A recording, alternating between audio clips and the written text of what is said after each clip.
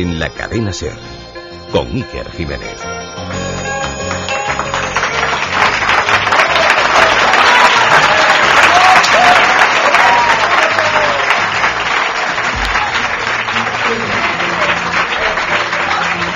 Buenas madrugadas, Galicia, buenas madrugadas, queridos amigos.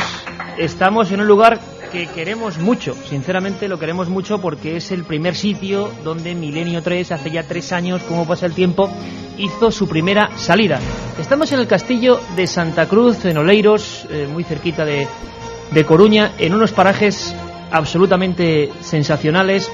Y yo recordaba, porque estábamos entre amigos, es un lugar muy particular. Carmen Porter, buenas madrugadas. Buenas madrugadas, sí que... Un lugar que conocemos ya bien, casi como la palma de la mano, ¿eh? Sí, la verdad es que ya son 3 años disfrutando de estas maravillosas costas, del mar que tantas alegrías nos ha dado, y también... ¿Algún susto? Algún susto que hemos sufrido, pero bueno, la verdad es que es una maravilla. El equipo está completo, eso hay que decirlo, porque sí, ahora estamos todos sanos y salvos. Claro. Ayer estuvimos navegando, un día fantástico que se abrió al final con un gran sol. Para investigar, eso sí. Que luego se piensa mal. Estuvimos recorriendo las aldeas gallegas donde había misterios, sí que... Bueno, pues la verdad es que sí, estuvimos haciendo muchas cosas, porque siempre nos encanta venir aquí a Galicia, que es un lugar absolutamente mágico, absolutamente lleno de misterios. Y yo recordaba, como os decía, que por esa misma ventana que tengo ahora a mi izquierda, pues se veía un árbol con una luz tenue en un lugar absolutamente solitario a estas horas ya de la noche, a la 1:09, siempre en directo. Y la verdad es que decía, este es un sitio que puede provocar hasta envidia, en el buen sentido de la palabra, porque es bonito estar un grupo de amigos. No somos muchos esta noche, no sé cuánta gente seremos, unas 200 personas hoy, porque no caben más. Está no solo esta sala, el primer año solo estaba esta sala, sino otras salas abajo, en la parte de abajo, nuestros queridos amigos de la subnave del misterio, que con pantallas están siguiendo todo esto. Bueno, pues somos unos 200 amigos en un castillo que está en una isleta, en mitad del mar, en plena noche. ¿Qué más se puede pedir? Yo creo que es que... ¿no? Misterio. Y vamos a hablar de misterio, de muchos misterios. La otra realidad. Milenio 3, en la SER. Antes que nada, Carmen, por favor, bueno, estamos todo el equipo, luego Katia Rocha dará toda la alineación al completo. Vamos a abrir desde ya líneas, porque hay muchos amigos de Galicia, es una tierra que ha exportado a su buena gente por toda España y por todo el mundo. Y por internet nos pueden escribir historias que les pasaron, misterios gallegos, historias personales, por supuesto, que hay muchas, sobre todo determinadas generaciones conocen muy bien la Santa Compañía, las apariciones y un montón de cosas. Abrimos porque además hoy hay un regalo protagonizado por 2 gallegos, no podía ser de otra manera. Un libro polémico, un libro muy polémico que va a ocupar nuestra segunda hora íntegra. No un libro, un tema. Pero es que nunca se había escrito de eso en este país. Un libro curioso, interesante. Líneas abiertas como siempre, 7640, palabra clave, milenio, espacio y lo que queráis. Escribirnos sobre las leyendas gallegas, sobre las historias que seguro habéis oído contar a vuestros abuelos, que seguro también muchos eran gallegos, porque como bien decía Iker, están repartidos por toda España. 7640, palabra clave, milenio, espacio y lo que queráis. Y vamos a sortear 5 libros de Franco Top Secret. Están escritos por José Lesta y Miguel Pedrero. Y la verdad es que pone esoterismo, apariciones y sociedades ocultistas en la dictadura. Yo creo que un tema muy interesante, Iker. Y polémico, que yo ya adelanto que me gustaría analizarlo con objetividad total, es decir, con alejamiento suficiente. Se van a cumplir 30 años de la muerte de Franco, que durante 40 años, con mano bastante rígida en un periodo dictatorial, pues se saben algunas cosas, pero no se saben muchas otras. Es más, nosotros aquí, y yo he defendido este asunto porque hemos hablado de Kennedy, hemos hablado de Hitler, hemos hablado de Stalin y los... iba a decir operaciones, ¿no? Experimentos con mentalistas en el antiguo telón de acero. Hemos hablado de dirigentes que han tenido, desde los reyes más antiguos, Carlos II, Felipe II, que han tenido en especial inquietud por el mundo de lo oscuro, de lo sobrenatural, de lo extraño. Lo que ocurre es que, como siempre pasa, lo que más cerca tenemos resulta que es, o lo que menos intención de investigar le damos, o lo que menos pruebas hay.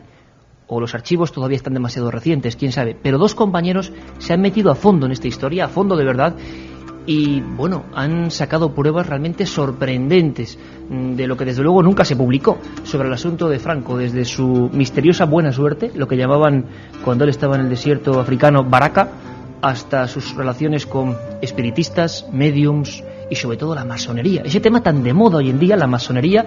Hay libros absolutamente bestsellers de varios autores sobre masonería, y se sabe que Franco tuvo una auténtica cruzada contra los masones. Pero ¿qué hay de verdad en todo eso? ¿Qué hay de mentira? Hay libros que decían ¿por qué Franco no fue masón? ¿Qué relación de amor-odio había ahí? Vamos a descubrirlo esta madrugada. Pero antes me gustaría que nuestro técnico Roberto Cuadrado cambiara el tercio hacia los umbrales casi del miedo, porque hay un tema, Carmen, que para mí significa Galicia. Fíjate, mira, para mí significa Galicia. Fue uno de los primeros viajes que yo hice,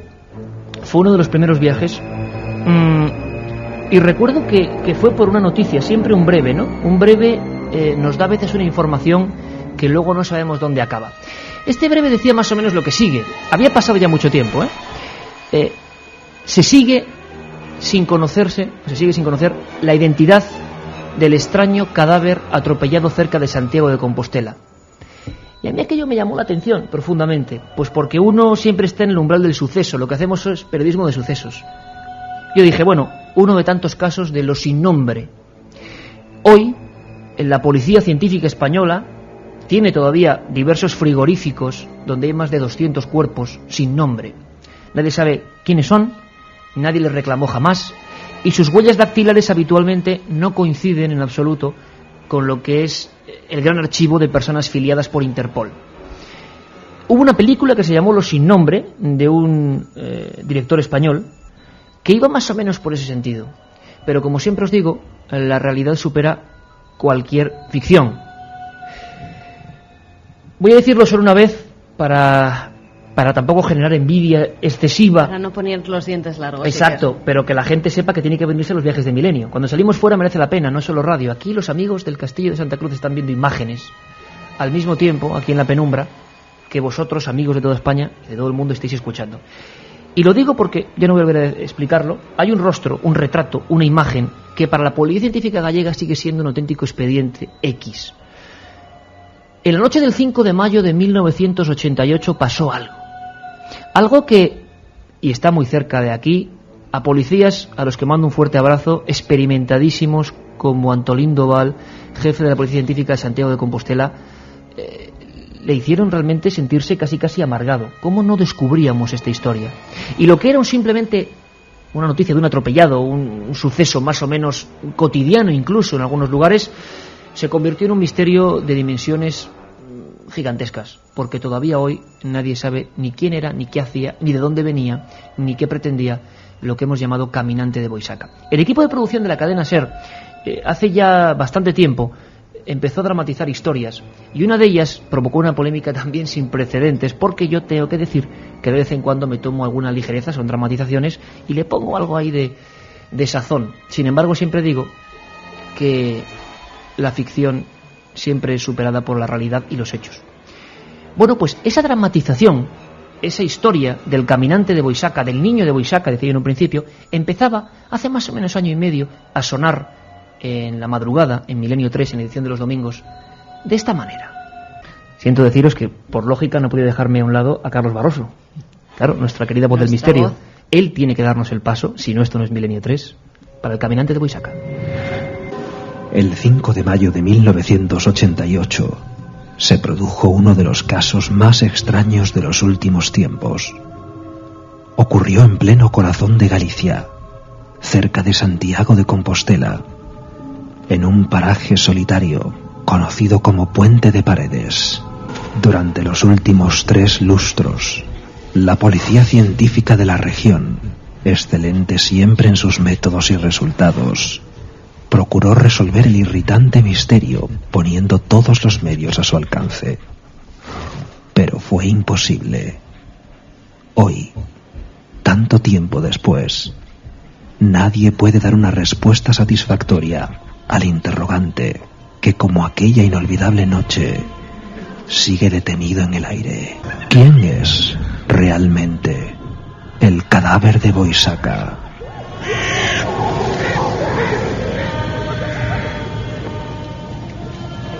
Esa es la pregunta a la que queremos respondernos entre todos un poco, porque los datos son confusos todavía hoy. Esa imagen es sinceramente inquietante. Oficialmente para la Policía Científica es un individuo, la edad solo puede ser aproximada, un joven, unos 18 años, que apareció repentinamente en la vía férrea. Y lo hizo de una manera tan extraña que tengo que decir que los protagonistas reales, no la dramatización, sino los protagonistas reales que iban en aquel tren, pues nunca lo han podido olvidar. Para ellos apareció de pronto, en una recta bastante importante, llegando a las cercanías, como decía Carlos Barroso en esta introducción, del puente de Paredes. Allí, entre una bruma lógica de estas tierras, surge alguien con los brazos en cruz, que se va aproximando al convoy, y lo va haciendo además, según pueden precisar los maquinistas, hasta con una sonrisa, como si desconociese por completo lo que era un tren a toda velocidad, y ni las señales acústicas ni las señales sonoras pudieron apartar a aquel extraño individuo de la vía. Ahora sí vamos a escuchar cómo dramatizábamos con el equipo de producción de la cadena SER aquella extraña historia que muchos tomaron como una ficción. Hoy vamos a descubrir que no, que de ficción nada. Había comenzado el mes de mayo y la noche era muy fría.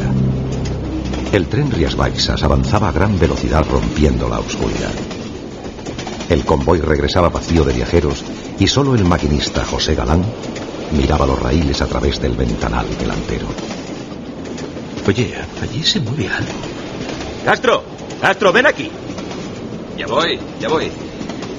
¿Qué ocurre, hombre? Allí, bajo el puente de Paredes. ¿No lo ves? Parece alguien haciendo señas. A ver. Pero eso solo puede ser un loco.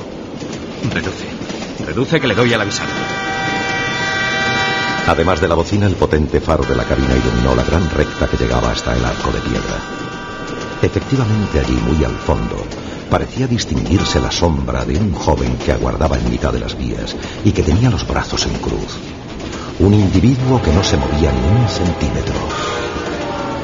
José, frena, que nos llevamos a ese desgraciado por delante.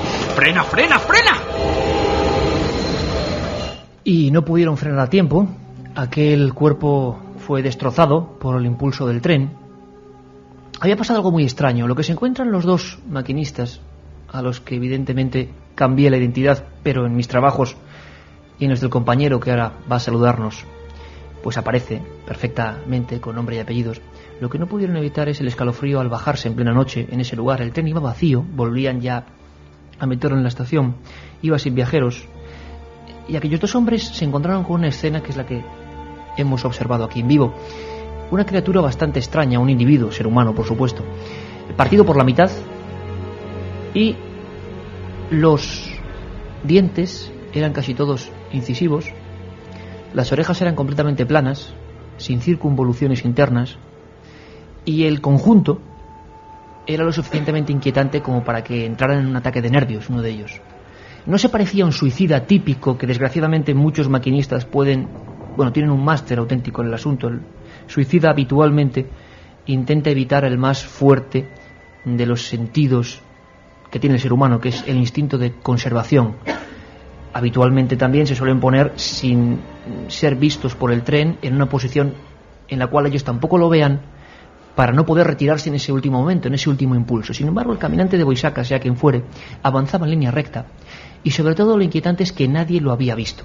El lugar, muy cerca del cementerio de Boixaca, está lleno, como ocurre en Galicia, aquí donde estamos hablando de casetas, de pequeñas viviendas, de huertos con el típico lugar o chamizo donde hay gente trabajando. Tuvo que llegar de algún lado, y ni un solo testimonio ratificó que ese individuo pasara por allí. Eso sí, hay una cosa curiosa. Una señora, fijaos qué escena, una señora afirmó a la policía científica en la primera investigación que vio una especie de niño muy extraño, solo, como bailando o moviéndose de una manera algo anómala cerca de las vías del tren, pero nadie más pudo corroborar esa hipótesis. Se inquietó que no hubiera huellas, se inquietó que todas las pesquisas quedaran absolutamente en nada, y lo que había era ese cuerpo, ese cadáver, que cuando empiezan las investigaciones empieza el auténtico laberinto del misterio. Sus huellas, lo primero que se hace, la necroreseña dactiloscópica, no casaba con nada. El tren, hay documentos exactos del tren que le atropelló, era uno de tantos que vio interrumpido el viaje durante varias horas. Hay que llamar al juez de la zona, en ese caso cerca de Santiago de Compostela, para que levante el cadáver. El propio juez se quedó realmente extrañado y luego lo pudimos corroborar en toda la investigación. Me gustaría saludar a este punto a un viejo compañero y a un querido colega con el que hemos pasado algunas aventuras. Él es Lorenzo Fernández, que es director de la revista Enigmas y con el que tuve el honor y el placer de pasar unos cuantos días viajando por esas vías del tren de Boisaca. Lorenzo, ¿me escuchas? Buenas madrugadas, amigo. Hola, Iker, muy buenas madrugadas. Pues aquí estamos un grupo de amigos. Bueno, tendría que describirte las caras porque estamos todos así como con una inquietud, porque estamos viendo también imágenes. Yo imagino que a ti no hace falta que te recuerde mucho la historia del cadáver de Boisaca para que en tu mente aparezcan varias imágenes en blanco y negro, ¿no? No, en absoluto, no hace falta para nada. Recuerdo perfectamente. Además, bien sabes que cuando obtuvimos estas imágenes, agradecí, no sé a quién, pero desde luego a quien fuera, que hubieran sacado esas imágenes en blanco y negro, porque realmente la escena en vivo y en directo hubo de ser aterradora y dantesca, ¿no? Oye, Lorenzo, yo he intentado comentar un poco la primera incógnita. Nadie ve a ese individuo que tiene ciertas anomalías. No sé si me he dejado alguna. En el informe policial que tú y yo tuvimos en las manos, de más de 600 folios y cientos de fotografías, informe que tengo que agradecer de nuevo a la Policía Científica de Santiago que nos dejara ver, había una lista de enigmas bastante importantes. El cuerpo de este hombre no era normal y lo primero que se pensó es que se habló de un oligofrénico, se habló de una persona incluso recluida durante mucho tiempo en algún tipo de escondrijo. Se habló de todo eso viendo las fotos, ¿no? Sí, además es importante destacar lo que ya has comentado, ¿no? El hecho de que lo que llamó la atención a los policías que se acercaron al lugar de los hechos era precisamente que tanto José Aira Martínez como Carlos Castro aseguraban de una manera bastante eufórica, ¿no?, para lo que era el momento, que ellos habían hecho sonar tanto las señales acústicas y posteriormente las señales luminosas del tren. Por lo tanto, lo que era incomprensible es que este señor, que en un primer momento iba de frente al tren y posteriormente se dio la vuelta agitando los brazos y haciendo caso omiso de estas señales, lo que llamó la atención es que, como te digo, hubiera permanecido en el centro de la caja de la vía sin hacer caso a lo que realmente se estaba avecinando, que era la catástrofe que posteriormente pues se desató. Lo que llamaba la atención en este informe, cuando se acercaron allí los miembros del anatómico forense y también el juez de paz, es que en una primera vista del lugar se pudieron cerciorar de que realmente aquel hombre era bastante extraño, no solo porque no tuviera circunvoluciones en las orejas, es decir, eso destacaba en cierto modo rasgos de primitivismo al tener las orejas completamente planas, ni que la dentición, como bien has dicho, estuviera completa, que solo tuviera incisivos, sino que, por ejemplo, los ropajes eran extraños. Él llevaba 3 tallas superiores a las que debía de portar en ese momento, ¿no?, para la edad que tenía. También las zapatillas, de llevar él un 39, lo que portaba en ese momento era un 41. También llevaba 15.000 pesetas en billetes, 3 billetes de 5.000, 1 de 1.000 y además 2 de 5 pesetas, 2 monedas de 5 pesetas en sus bolsillos, además cuidadosamente dobladas. Esto llamó la atención porque, en primer lugar, lo que se pensó es que pudiera ser un marino venido de tierras lejanas que en plena euforia etílica pues hubiera arrojado a la vía del tren. Sin embargo, también se hizo un análisis de las manos, como te digo, en ese primer momento de este hombre, y se dieron cuenta de que no portaba callosidades ningunas, por lo tanto no había sido sometido a esfuerzo físico ninguno. Además, Lorenzo, te quería decir, estamos ahora vislumbrando algunas imágenes que tú conoces muy bien y que, algunas de ellas son muy poco conocidas. Es el cadáver de Boisaca entero, reconstruido sobre la mesa de autopsias del departamento de la Policía Científica de Santiago de Compostela, cuando empiezan a intentar analizarlo. Y como decía, había detalles curiosísimos. Estaba bien peinado, le habían hecho la fimosis, no tenía en las piernas o en los brazos o en la espalda las típicas erosiones o deformidades que tiene que tener alguien que en Galicia conocemos casos de este tipo, y la Policía de Santiago es la que más ha resuelto casos de este tipo, de estar recluido un niño absolutamente casi emparedado en vida, que ha ocurrido en muchos casos, gente que ha estado 20, 25 años oculta. Era muy extraño porque estaba perfectamente cuidado y sobre todo nadie le había visto llegar. Lorenzo, cuando se hace la necrorreseña, cuando se hace la copia de cada una de sus huellas, empiezan de verdad los sustos, porque ningún fichero de Interpol de todo el mundo corresponde o tiene la misma copia de esas huellas, ¿no? Oficialmente este hombre, después de hacer el análisis datiloscópico, no existe. Es decir, se consulta en primer lugar a la Policía Científica de Madrid, no tiene ningún dato de esta persona, posteriormente se pasa a la Interpol, tampoco conocen quién es este caminante que muere en la vía a las 11 de la noche, y evidentemente aquí las dudas comienzan a surgir, ¿no? Y también empiezan a surgir las pesquisas, porque, como bien decías al principio, el hecho de que dejara una serie de símbolos bastante extraños durante la tarde anterior al accidente, es decir, esos círculos concéntricos al lado de la vía, llevó a los investigadores a pensar que realmente de lo que se trataba era de alguien que se había escapado de un centro para deficientes mentales, o incluso de, pues los ejercicios propios que se le aplican a los enfermos de iglesia. Sin embargo, se fue a Portugal, a Francia, a España, se recorrió este tipo de centros y de ninguno de ellos se había escapado, no había ninguna denuncia que atestiguara que un joven de esa edad, ni nadie, porque de hecho no se había escapado nadie de un centro de este tipo. Por lo tanto, el enigma continuaba evolucionando en su camino imparable, ¿no? Símbolos hechos guijarro a guijarro con pequeñas piedrecitas, intentando escribir algo antes de matarse. Carmen, vamos primero a ver o a escuchar, mejor dicho, qué dicen los oyentes. 7640. Esta historia de Boissaca la hemos convertido un poco entre todos en un clásico, y sé que para la policía es una sensación agridulce, ¿no? Les gusta, por un lado, que se siga informando de una historia que además ya veréis el final que tuvo y escucharéis, y por otro lado también, claro, es un poco punzante, ¿no? Porque claro, es un expediente de aquí que no se ha resuelto y que se ha ido enrareciendo con el tiempo. ¿Qué comenta la gente? Vamos a hacer un rápido planeo por sus opiniones. Pues ya hay mucha gente que nos está escribiendo sus historias, las leyendas que conocen y también opinando sobre el niño de Boissaca. Nos dice: gracias por volver a poner joven. La dramatización del caminante de Boissaca, uno de los sucesos más extraños de la geografía española. Un abrazo desde San Sebastián, nos escriben.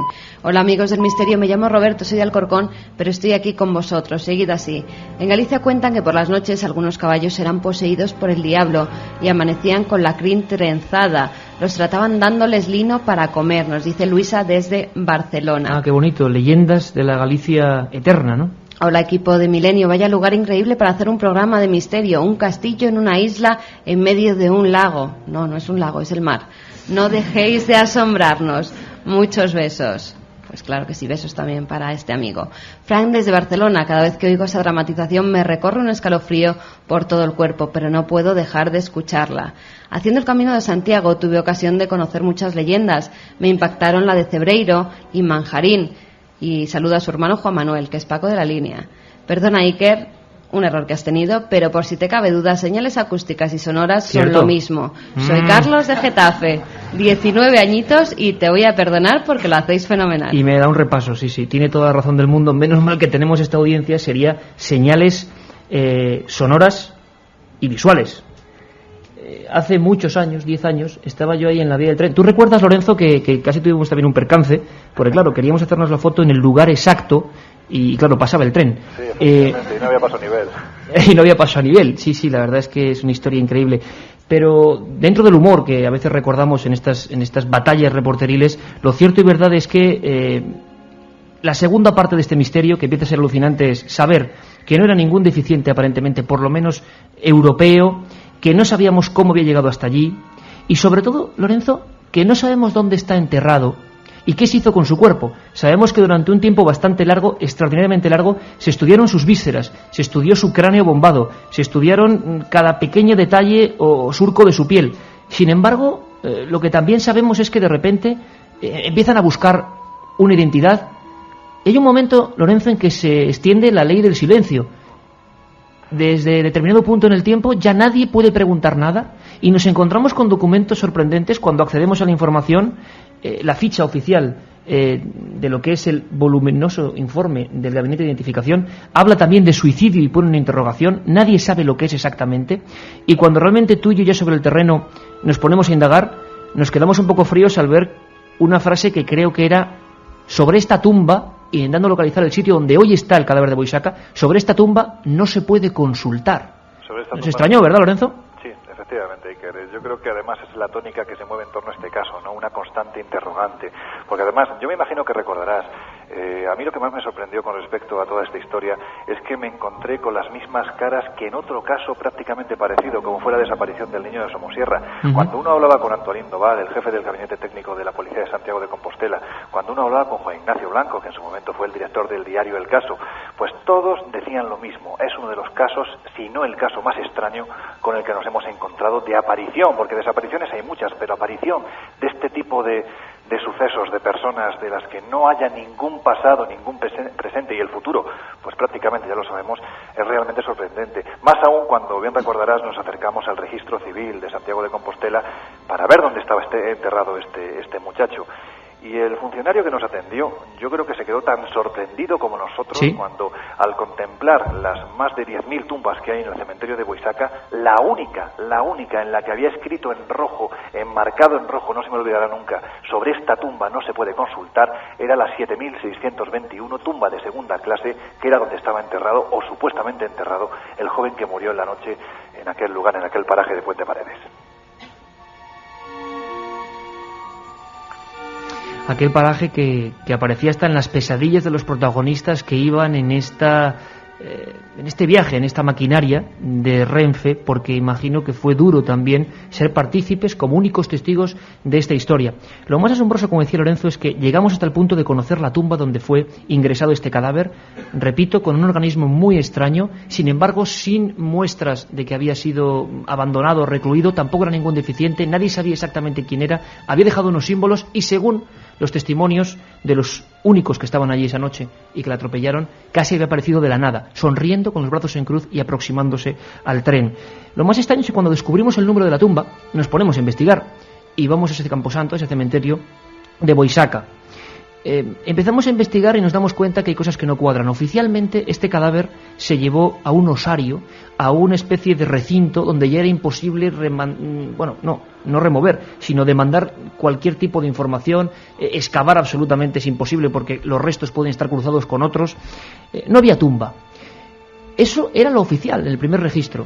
En la segunda investigación vemos que sí que hay un número, y cuando miramos el plano, Lorenzo, es que falta una tumba, o sea, no hay tumba. Justo esa no existe. No, además podemos decir que, las tumbas de segunda clase, la verdad es que el nombre no es muy apropiado, pero se llaman así, a los 5 años prescriben y los restos óseos de la persona que ha sido enterrada ahí y que es desconocida o no tiene un nivel económico para poder permitirse un enterramiento digno, es trasladado a una fosa común. Y esto es lo que supuestamente había sucedido con el cadáver de Boisaca. Nosotros cuando llegamos a ese lugar donde se encontraba teóricamente la 7.621, que era la que correspondía a este joven. ¿Qué te encontraste, Lorenzo, ahí cuando...? Encontramos un trozo de terreno, literalmente, no había ningún tipo de inscripción, no había ninguna lápida, no había ni tan siquiera un solo número. Fuimos allí, y recordarás, Iker, porque nos topamos casi de estas casualidades que a uno le toca encontrarse en los viajes con el operario que trabajaba en el cementerio de Boisaca, y este hombre amablemente nos acompañó durante horas, hay que decirlo, porque realmente le costó trabajo a él mismo encontrar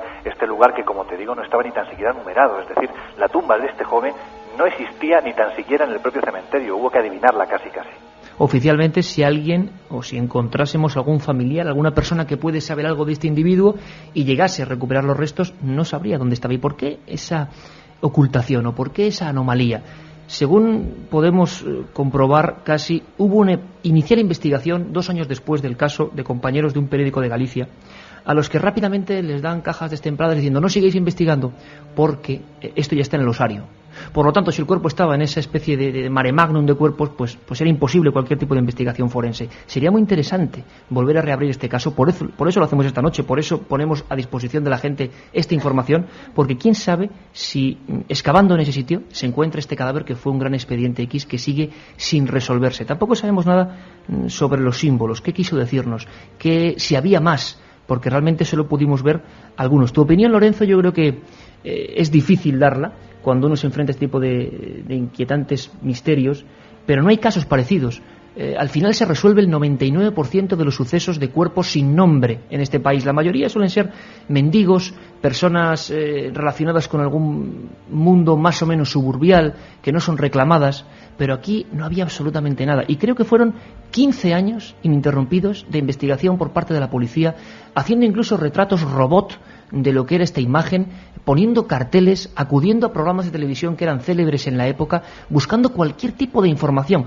Y la propia policía nos decía a nosotros, Lorenzo, si recuerdas, que no era tan fácil crear todo esto, que ellos descubrían en Europa, creo que eran los líderes en haber encontrado personas desaparecidas o ocultadas durante un tiempo, ¿no? Pero nada. El Departamento de Medicina Legal de Santiago de Compostela es, podemos decirlo claramente, el mejor que hay ahora mismo en Europa, y es casi como decir que en el mundo en cuanto a resolución de casos de este tipo se refiere, ¿no? Y sin embargo se toparon de frente con el caso Boisaca, ¿no? De hecho, Antolín Doval decía que habían acudido a todo tipo de programas, que habían estado durante muchísimo tiempo intentando buscar el más mínimo atisbo de información con respecto a este joven, y sin embargo, a día de hoy, estamos a punto de cumplir 2 décadas, es decir, dentro de 3 años se cumple 20 años, y sin embargo, a día de hoy no sabemos ni tan siquiera, Iker, ni tan siquiera si el joven está enterrado donde dicen que está enterrado. Exacto. Porque de hecho, en teoría, los papeles oficiales nos vienen a mostrar que el joven fue trasladado a una fosa común, y sin embargo, el operario del cementerio de Boisaca nos comentó que el que hace los enterramientos y el que desentierra los cadáveres o los restos óseos para pasarlos a la fosa común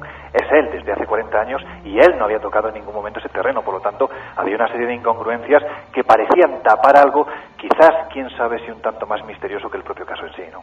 Lorenzo, lo que quizá podíamos recordar a todos nuestros oyentes es primero la escena que nos describió aquel enterrador, y era aquella noche con lluvia, después de unos meses estando en las dependencias, incluso frigoríficas, de la policía de Santiago.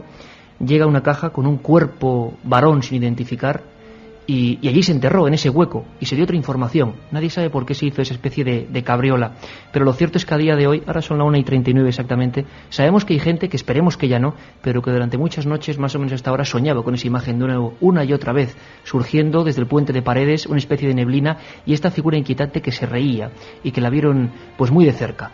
Es un caso de cuerpo sin nombre. Las fotografías son realmente duras. Cuando las pudimos tener en las manos, yo recuerdo que no nos lo podíamos creer, y a fin de cuentas quizá algún día podamos saber algo de este individuo. Lorenzo, es otro caso muy polémico, ocurrió en Estados Unidos, sería quizá algo comparable, se está investigando, pero hay un caso en Nueva York que se debate, porque vosotros en Enigmas también habéis dado una versión distinta, que era el de un supuesto Rudolf Fenz. ¿Sería un caso parecido? Cuéntanoslo muy brevemente, por favor. Bueno, el caso de Rudolf Fenz es una persona que aparece en mitad de la Quinta Avenida de Nueva York, pues en hora punta, y estamos hablando del año aproximadamente 1950.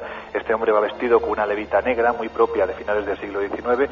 Esto no quiere decir que fuera antigua, sino simplemente que no era aplicable a la época en la que aparece este hombre, y literalmente, como si no conociera lo que se le abalanza encima, que es un coche, es atropellado y muere. Lo que se encuentra en esta levita, los policías encuentran una tarjeta que hace referencia a un tal Rudolf Fenz y unas monedas correspondientes, pues eso, ¿no?, a 60 años atrás.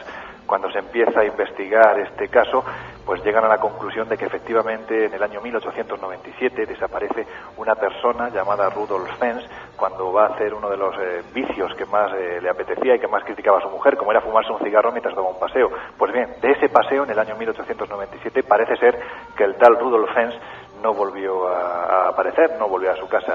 Se dice que pudo haber un paso en el tiempo, un paso en cierto modo de una dimensión a otra, y que este hombre de repente apareció en mitad de la Quinta Avenida. Sin embargo, gracias a investigadores como Chris Aubeck, que en su momento publicó un magnífico artículo en la revista Enigmas, pues desmitificó completamente el caso, llegando a la conclusión de que este hombre no existió, de que realmente los informes que se realizaron, parte de ellos no existieron y otra parte fueron falsificados, y realmente estamos ante lo que podemos denominar una leyenda urbana. Nada tiene que ver, por supuesto, con el caso de Boisaca, donde hay informes, donde hay fotografías, donde hay un lugar físico donde sucedió el accidente, y además donde hay un lugar físico donde teóricamente está enterrado. Es decir, son dos casos que no tienen nada que ver en el sentido de que uno es falso y otro es auténtico. Lorenzo, pues lo dejamos exactamente ahí, con esa puntualización que es muy interesante, porque todavía hoy, y lo estamos viendo en el 7640, hay gente que pregunta por la historia extraña de Rudolf Fenz. Un día contaremos la entretela, cómo a veces casos de este tipo se engordan como una bola de nieve y se convierten en una cosa completamente distinta a lo que son en realidad. Sin embargo, por fortuna o por desgracia, el caso de Boisaca, que tú y yo tuvimos el honor, o no sé si la desgracia, de desempolvarlo de esos archivos a los que estaba condenado, sigue ahí, en la incógnita. Lorenzo Fernández, director de Enigmas, un abrazo muy fuerte, amigo. Un abrazo, Iker, hasta pronto. Pues aquí seguimos, en Oleiros, en este maravilloso castillo, escuchando a don Lorenzo Fernández. Rescatar es una palabra que puede adecuarse perfectamente a lo que hemos hecho, rescatar una historia que estaba ahí, que es vuestra, que es de los gallegos, que probablemente vuelva a ser reinvestigada, ojalá. Kaspar Hauser es otro de los individuos que podríamos identificar como parecidos al cadáver de Boisaca, buscando un paralelismo en la historia.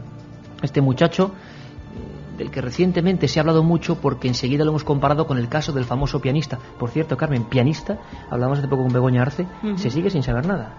Aquello de la campaña de publicidad debe ser la más grande del mundo. Cada semana, cada 15 días hay nuevas informaciones que dicen haberlo reconocido, pero luego todas acaban en la nada, porque nadie ha logrado saber la identidad todavía del que ya es conocido mundialmente como Piano Man. El hombre del piano, muchos pensaban que eso de las etiquetas arrancadas podía ser eso, una campaña publicitaria para que este hombre luego alcanzase fama. Sin embargo, nos da la impresión, y es solo la impresión, de que ha pasado demasiado tiempo en este mundo que corre tan deprisa y lo que no es noticia se convierte en noticia en un día, pero al siguiente deja de serlo. Por lo tanto, han perdido todo el supuesto bombo. ¿Quién es el hombre del piano? El único caso comparable es Kaspar Hauser, un individuo alemán, por decirlo de alguna manera, porque nunca se supo si era alemán, que aparece con una carta, con una especie de papel que simplemente pone "cuidad de mi hijo", vestido a la antigua usanza. Aparece en el centro de Nuremberg y nadie le ve llegar, nadie sabe quién es, y lo único es que le enseñan puntualmente varios médicos el idioma. Es como la educación de un hombre salvaje que se acabó convirtiendo en alguien sumamente importante o conocido durante unos años. Lo más extraño de esta historia es que Kaspar Hauser comentaba, cuando ya era más o menos conocido, que lo único que recordaba de su penumbra, de su tiempo en oscuridad, era precisamente eso, un agujero, una especie de túnel, sin luz, absolutamente rotundo, y que de vez en cuando aparecía al final de ese túnel, como si alguien abriese una partezuela o accediese a él, una jícara con agua y una hogaza de pan. Y solo eso durante años y años, nada más. Lo cierto es que Kaspar Hauser, se especuló mucho sobre él, si podía ser el hijo ilegítimo de alguien muy importante, no lo sabemos. Lo cierto y verdad es que sufre varios atentados en diferentes momentos, como si alguien en aquella Baviera del 19 no quisiera que ese muchacho que había aparecido cuando no era su hora revelase algún secreto. Y al final, y está hasta la imagen de su levita apuñalada, al final es cazado por un misterioso individuo vestido de negro que cumple su siniestro cometido. Cuando Kaspar Hauser ya había aprendido el idioma, cuando ya su pasado había, pasado, nunca mejor dicho, el umbral de lo que eran las desgracias, cuando ya solo era un recuerdo, cuando intentaba hacer una vida normal, alguien le apuñala y todavía recuerdan en Nuremberg esta figura, Kaspar Hauser, que fue portada de muchas revistas de la época, de folletines, con las puñaladas todavía insertas de alguien que le mató. Curioso destino, le mataron en el mismo punto donde apareció con aquella carta en la mano: "Cuidad de mi hijo". Y nosotros vamos a cuidar de nuestros oyentes, ofreciéndoles un rápido repaso por el ranking de los grandes misterios gallegos, pero antes volvemos con nuestros amigos. Carmen. Volvemos al 7640, ya sabéis que esta noche sorteamos 5 libros de Franco Top Secret, editado por Temas de Hoy, escrito por José Lesta y Miguel Pedrero, entre todos los que escribáis al 7640. Mi abuela nos contaba siempre que en su aldea vivía un hombre que sabía cómo y cuándo iba a morir la gente del pueblo, nos dice Brian desde Monforte de Lemos, en Lugo. Soy estudiante de medicina y sinceramente me hubiera gustado hacerle la autopsia al chico de Boisaca. Tuve un accidente por no atropellar una figura extraordinariamente pálida, inmóvil, las orejas separadas y con una expresión que no olvido. ¿Y sabemos dónde? No lo pone. No nos dice ni su nombre Historias ni el lugar en la donde carretera escribe. Que se han convertido en tan célebres que hay hasta alguna película, si no recuerdo mal, hablando de historias que ocurren en los caminos en plena soledad, ¿no? María desde Alicante nos dice: desde que escuché por primera vez la historia del chico de Boisaca tengo pesadillas. Yo creo que en esa tumba no se enterró nada, maniobra de despiste, y que a veces me recuerdas a Mulder. Sois los mejores, nos dice Suso desde Madrid. Y no puede ser un abducido hace tiempo y que lo hubieran devuelto allí y que no supiera lo que era un tren. Un abrazo, nos dice alguien que va a ser papá. Eso es pues felicidades, eso ante todo. Pero claro, cuando por ejemplo se hacen estas conjeturas, claro, es cuando ya llegamos a transformar la historia. Quizá dentro de un siglo, Carmen, se hable del cadáver de Boisaca y ya lo veamos en algunos libros como abducido o alguna cosa de este tipo. Yo creo que no. Pero evidentemente no hemos logrado nunca saber por qué hacía allí, de dónde es. No es tan de las fácil, teorías, Iker, que tiene mucha gente, como Javito de Alcobendas, es si podría ser un viajero de un universo paralelo. Bueno, entrevistamos a varias personas que decían esa posibilidad, porque no conocía lo que era un tren, porque parecía una persona de otro tiempo, pero tampoco casa eso con la ropa. La ropa que llevaban era una ropa de otro tiempo, de otro siglo, como decían que ocurrió con ese personaje, Rudolf Fenz. Es algo demasiado extraño. Parece que quería decir algo el niño de Boisaca, parece que dejó algo escrito. Lo que también nos cuentan es que se borró rápidamente y solo había unas cuantas fotos en el informe sobre esos símbolos. A mí, así como a ese médico le hubiera gustado hacer la autopsia, me hubiera gustado, Carmen, ver todas las fotos. No pude verlas todas. Si el ser aquel no era un ser humano. Sí, era humano, evidentemente. Creo que la gente no aportó a la policía todo lo que sabían sobre este chico. Algunos gallegos son bastante reservados, nos dicen Carmen y Paco desde Málaga. Bueno, pues vamos a quedarnos con este mensaje que habla de la personalidad del gallego, que por supuesto es pluriforme y hay miles y cada uno será como es, pero sí que es cierto que sobre todo en la Galicia más rural hay una sensación de apego a lo trascendente muy muy curiosa. Lo que nos puede sonar a los urbanitas del siglo XXI como algo muy lejano, la Santa Compaña, claro, es muy diferente verlo o sentirlo en un mundo completamente lleno de tecnología que verlo en el campo gallego, donde todavía en algunas aldeas hay un temor a caminar por la noche en ciertos ámbitos, ¿no? Vamos aquí a mismo, Iker, que tenemos un bosque justo ahí enfrente. Un bosque si bien alguien frondoso. Se mete por el bosque y ve unas luces, pues quién sabe, a lo mejor lo puede confundir aquí en con este uno castillo, de los misterios gallegos. Aquí en este castillo hemos puesto documentos de personas que habían visto la Santa Compaña, que ellos creían haber visto la Santa Compaña y que eran sorprendentes porque eran arquitectos, abogados, farmacéuticos, personas que nunca englobaríamos en lo que es la dinámica de alguien, bueno, muy inundado por tendencias del mundo agrícola, al revés. Personas que estaban en un, como decíamos antes con el Camposanto, en el previo que hemos hecho aquí, en un punto exacto, en la coordenada del punto exacto y en el lugar preciso. Y ahí se habían cruzado con algo. Yo recuerdo una persona que era anticuario, además uno muy importante, sí, es anticuario, y que se encontró, que no creía nada absolutamente de esto, que le habían contado historias de este tipo, que no creía absolutamente nadie, que se encontró eso. Pero no es la figura típica de una serie de fantasmas, como nos ha descrito la literatura, no, sino una especie de cosas flamígeras, como con otra luz, como si aguantaran una vela. Serían los grandes misterios gallegos. Vamos a hacer el mínimo ranking, con cuál nos quedaríamos y con cuál se quedaría la gente. Vamos allá. Galicia, tierra siempre trascendente y mágica, nos ha proporcionado innumerables misterios históricos, tradiciones insólitas, personajes fascinantes y fenómenos inexplicables a lo largo de los siglos. Esta noche, hablando a la inmensidad desde una fortaleza que de frente mira un mar oscuro, lleno de aventuras, sueños y tragedias, queremos recordar algunos sucesos que por derecho propio merecen estar en el cuadro de honor de los enigmas inmortales. Esta sintonía preciosa del Barna Lubre que acompañó a alguno de nuestros reporteros para los hacer caminantes, no de Boisaca, del Camino de Santiago. Sí, del Camino de Santiago, que siempre que entrábamos lo hacíamos con esta sintonía que es maravillosa y que yo creo que es esencia pura de Galicia.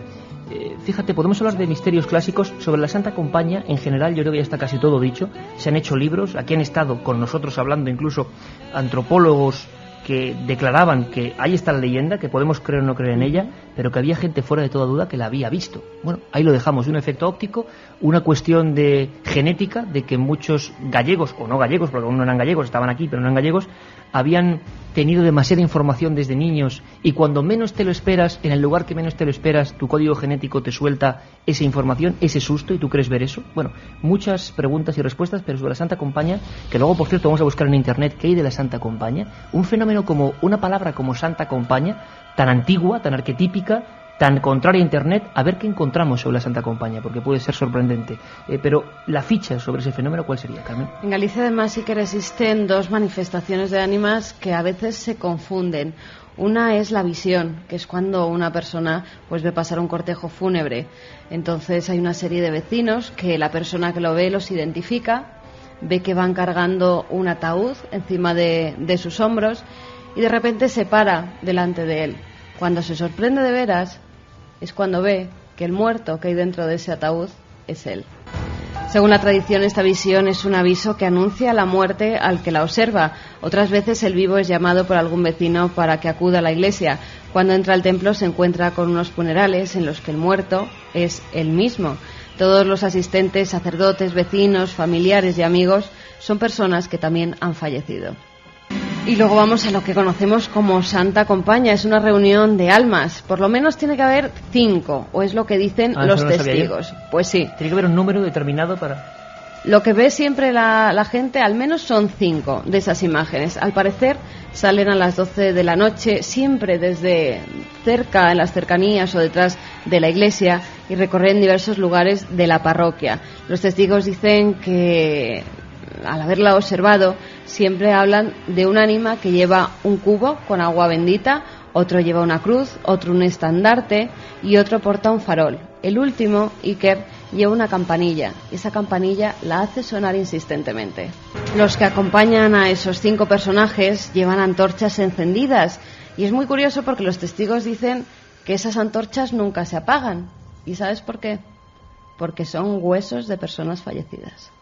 Se dice que si alguien se encuentra de noche con la Santa Compañía debe permanecer con las manos bien cerradas, ya que si uno de los de la comitiva le da una de las velas que también llevan, pues inmediatamente debe unirse a ellos y pasar a formar parte de esa Santa Compañía. También se dice que si te lo encuentras, pues tienes que hacer rápidamente un círculo en el suelo con lo que tengas más a mano y meterte dentro. Entonces las ánimas no te pueden atacar. Y dicen también que si es con una rama de olivo que se hace ese círculo en el suelo y además está bendecida el día de Todos los Santos, pues entonces los amigos se ríen porque lo que pasa que es muy difícil, claro. Entonces sí que no hay manera de que las ánimas entren. Yo no sé qué es peor, encontrarte la Santa Compañía o encontrártela directamente y no tener todo eso por no haber hecho los deberes. Pero ¿y si vas al bosque ya con la varita de olivo por si acaso se te aparece? Ya, pero entonces, Carmen, si alguien nos cuenta aquí en Milenio 3, he visto la Santa Compañía, iba por el bosque con una ramita de olivo, ya, hombre, pues iba a ser realmente peculiar. No, todo el respeto para muchísima gente que sabemos que nos está escuchando y que lo ha visto y lo ha pasado muy mal, pero es un poco desdramatizar, ¿no? Sería el número 1, el ranking número 1 de misterios en Galicia, sin duda alguna, Santa Compañía. El segundo, no nos cabe la menor duda, y es muy breve y muy rápido. Es un hombre cuya leyenda nace porque nadie sabe cómo muere. Ocurre también no como en Boisaca, se sabía cómo muere, pero no dónde viene. Este no se sabe cómo muere porque en la cárcel de Allariz, en la prisión, desaparece y no hay certificado de defunción. Lo que sí tenemos son los documentos que hablan del único agarrotado, o que iba a ser agarrotado, por hombre lobo. Y era aquí, era en Galicia, era en Allariz. Manuel Blanco Romasanta. Esa es su historia, ¿no? Sería el número 2, sin duda alguna. Pues sí, además es el 6 de abril de 1853, en Allariz, donde has dicho, en Orense, que se dictaba sentencia contra Manuel Blanco Romasanta, tras haber sido hallado culpable de haber asesinado, descuartizado y devorado algunas de sus partes a 13 personas. Manuel Blanco Romasanta era un buhonero que, entre otras cosas, se dedicaba pues a transportar a vecinos de Galicia hasta tierras de Castilla en busca de una vida más próspera. Pero Romasanta sufría un mal, o eso decía, porque al parecer hay una tradición en Galicia que se dice que el 7º hijo de una familia está ahogado, es decir, que está de alguna forma maldito, por llamarlo de algún modo, o que puede ser lobisome. Pues por las noches, cuando estaba en el bosque llevando a lo que normalmente eran mujeres, porque las llevaba a servir a pueblos de Castilla, decía que se convertía, que parecía ser otra persona, y entonces es cuando empezaba a matar. Las degollaba en algunas ocasiones, les sacaba la manteca y hacía jabón con sus mantecas en otras, y se dice también que incluso llegó a comer partes del cuerpo de esas mujeres. Lo más asombroso de la historia es que cuando es atrapado, porque es atrapado cerca de Toledo, y bueno, hay dos versiones, una es cerca de Toledo y otra es en Ponferrada, vendiendo una serie de trapos. Alguien había confiado en Romasanta para que familiares suyos atravesaban la cordillera hasta Cantabria, ¿no? Y entonces, claro, se sorprende cuando ve a este misterioso buhonero de aspecto además fascineroso, con ropas que eran de sus familiares. Y es cuando empieza la investigación para detener a Manuel Blanco Romasanta. Nosotros incluso hablamos con los directores del Museo de Galicia en Milenio 3, que nos proporcionaron, y queremos agradecérselo, todo el informe documental único en la historia de lo que es el proceso a un hombre lobo. Más de 1000 páginas, el único proceso judicial que haya un lobisome. O sea, que la diferencia de la Santa Compañía, Carmen, es que esto no es leyenda. No, esto hay documentos, incluso hay informes médicos que decían que se trataba de un hombre normal, que tenía además un talento natural muy superior a lo que era su condición. Él era un simple buhonero, lo hemos comentado antes, que llevaba a la gente a través del bosque, pero que era muy inteligente y que sabía en todo momento lo que hacía. Que lo del lobisome, de alguna forma, se lo había inventado pues para salir indemne de esa acusación. Sí, pero un misterio es cuando van algunos de los médicos y policías al lugar donde tenían que estar enterrados esas niñas, esas madres, sobre todo eran mujeres, se dan cuenta de que muchos de los cuerpos ya semiputrefactos tenían marcas de lobo. Con lo cual, la gran polémica en ese proceso es: ¿realmente se ha convertido en lobo o es tan voraz el ansia asesino de este personaje? ¿O es que luego los lobos han desenterrado parte de los cuerpos y nos han dejado esta especie de enigma? Nunca se supo, pero lo más misterioso es que hasta la reina de España envía una nota que aparece en lo que es el proceso, diciendo que por favor tengan clemencia con Manuel Blanco Romasanta, que ya casi agonizaba en una especie de pequeña cárcel. Y lo hacía porque decían que el estudio de su mente podía ser importante para la ciencia de aquel siglo XIX. Lo que no sabemos, queridos amigos, es qué pasó con él, porque no existe el parte de defunción. Se sigue perfectamente toda su historia, se siguen todos sus detalles, todas las declaraciones. Ahí aparece hasta su firma, Romasanta. Y al final nadie sabe qué pasó con él. ¿Dónde está enterrado? ¿Dónde murió? Algunos dicen que todavía, por algunos bosques, se escucha su aullido. Continuamos luego con muchos más misterios. Gracias, amigos. 2:06. Aquí seguimos en el Castillo de Santa Cruz, en Oleiros, en magnífica compañía. Amigos por el suelo, siguiendo atentamente en la penumbra esta nave del misterio que hoy es un castillo. Ya estamos rodeados de amigos, ya lo estáis oyendo. Por aquí nuestro querido compañero Curro Serrano ya abasteciendo perfectamente a dos invitados que ahora vamos a presentar, que aparte de queridos amigos, que es muy importante, para vosotros como oyentes lo importante es que hayan hecho un buen trabajo periodístico. Muy polémico, lo repetíamos al principio, muy polémico. Y Carmen, para quien se incorpore ahora, que sorteamos mejor dicho, la máquina sortea 5 libros de Top Secret, ¿no? 5 Franco ejemplares Top Secret. de Franco, Top Secret, esoterismo, apariciones y sociedades ocultistas en la dictadura, escrito por José Lesta y Miguel Pedrero y publicado por Temas de Hoy, Iker. Temas de Hoy, es verdad que antes no lo comentamos. Ya está por aquí Katia Rocha. Katia, buenas madrugadas. Buenas noches. Ahí junto a la ventana con el árbol que yo decía fantasmagóricos, está bien, ¿no? De lujo. Aquí tenemos un poquito de calor. Corría el viento, no, yo estaba allí de maravilla, me he puesto cazadora y todo el fresquito. Aquí en Coruña se está de maravilla y nos están tratando genial. Sí, hay que decirlo, están tratándonos de verdad que de lujo. Oye, Katia, por cierto, últimamente tú estás siendo la exploradora del ciberespacio, porque además es que nos llevamos muchas sorpresas. Hoy en día es inevitable no referirse a Internet para saber qué está pasando con un término, qué está pasando con un personaje, qué está pasando con lo que sea. Y a veces es un espejo un tanto deforme, porque bueno, sí, de lo que es la realidad, pero también implica el interés o el no interés que hay por ciertos términos. Y no vamos a decir buscadores, en los buscadores más populares, vamos a llamarlo así, tú has buscado varias palabras, decíamos el ranking de los misterios gallegos. Ese ranking, Carmen, acabaría prácticamente Santa Compaña, Hombre Lobo, por supuesto, Caminante de Boisaca.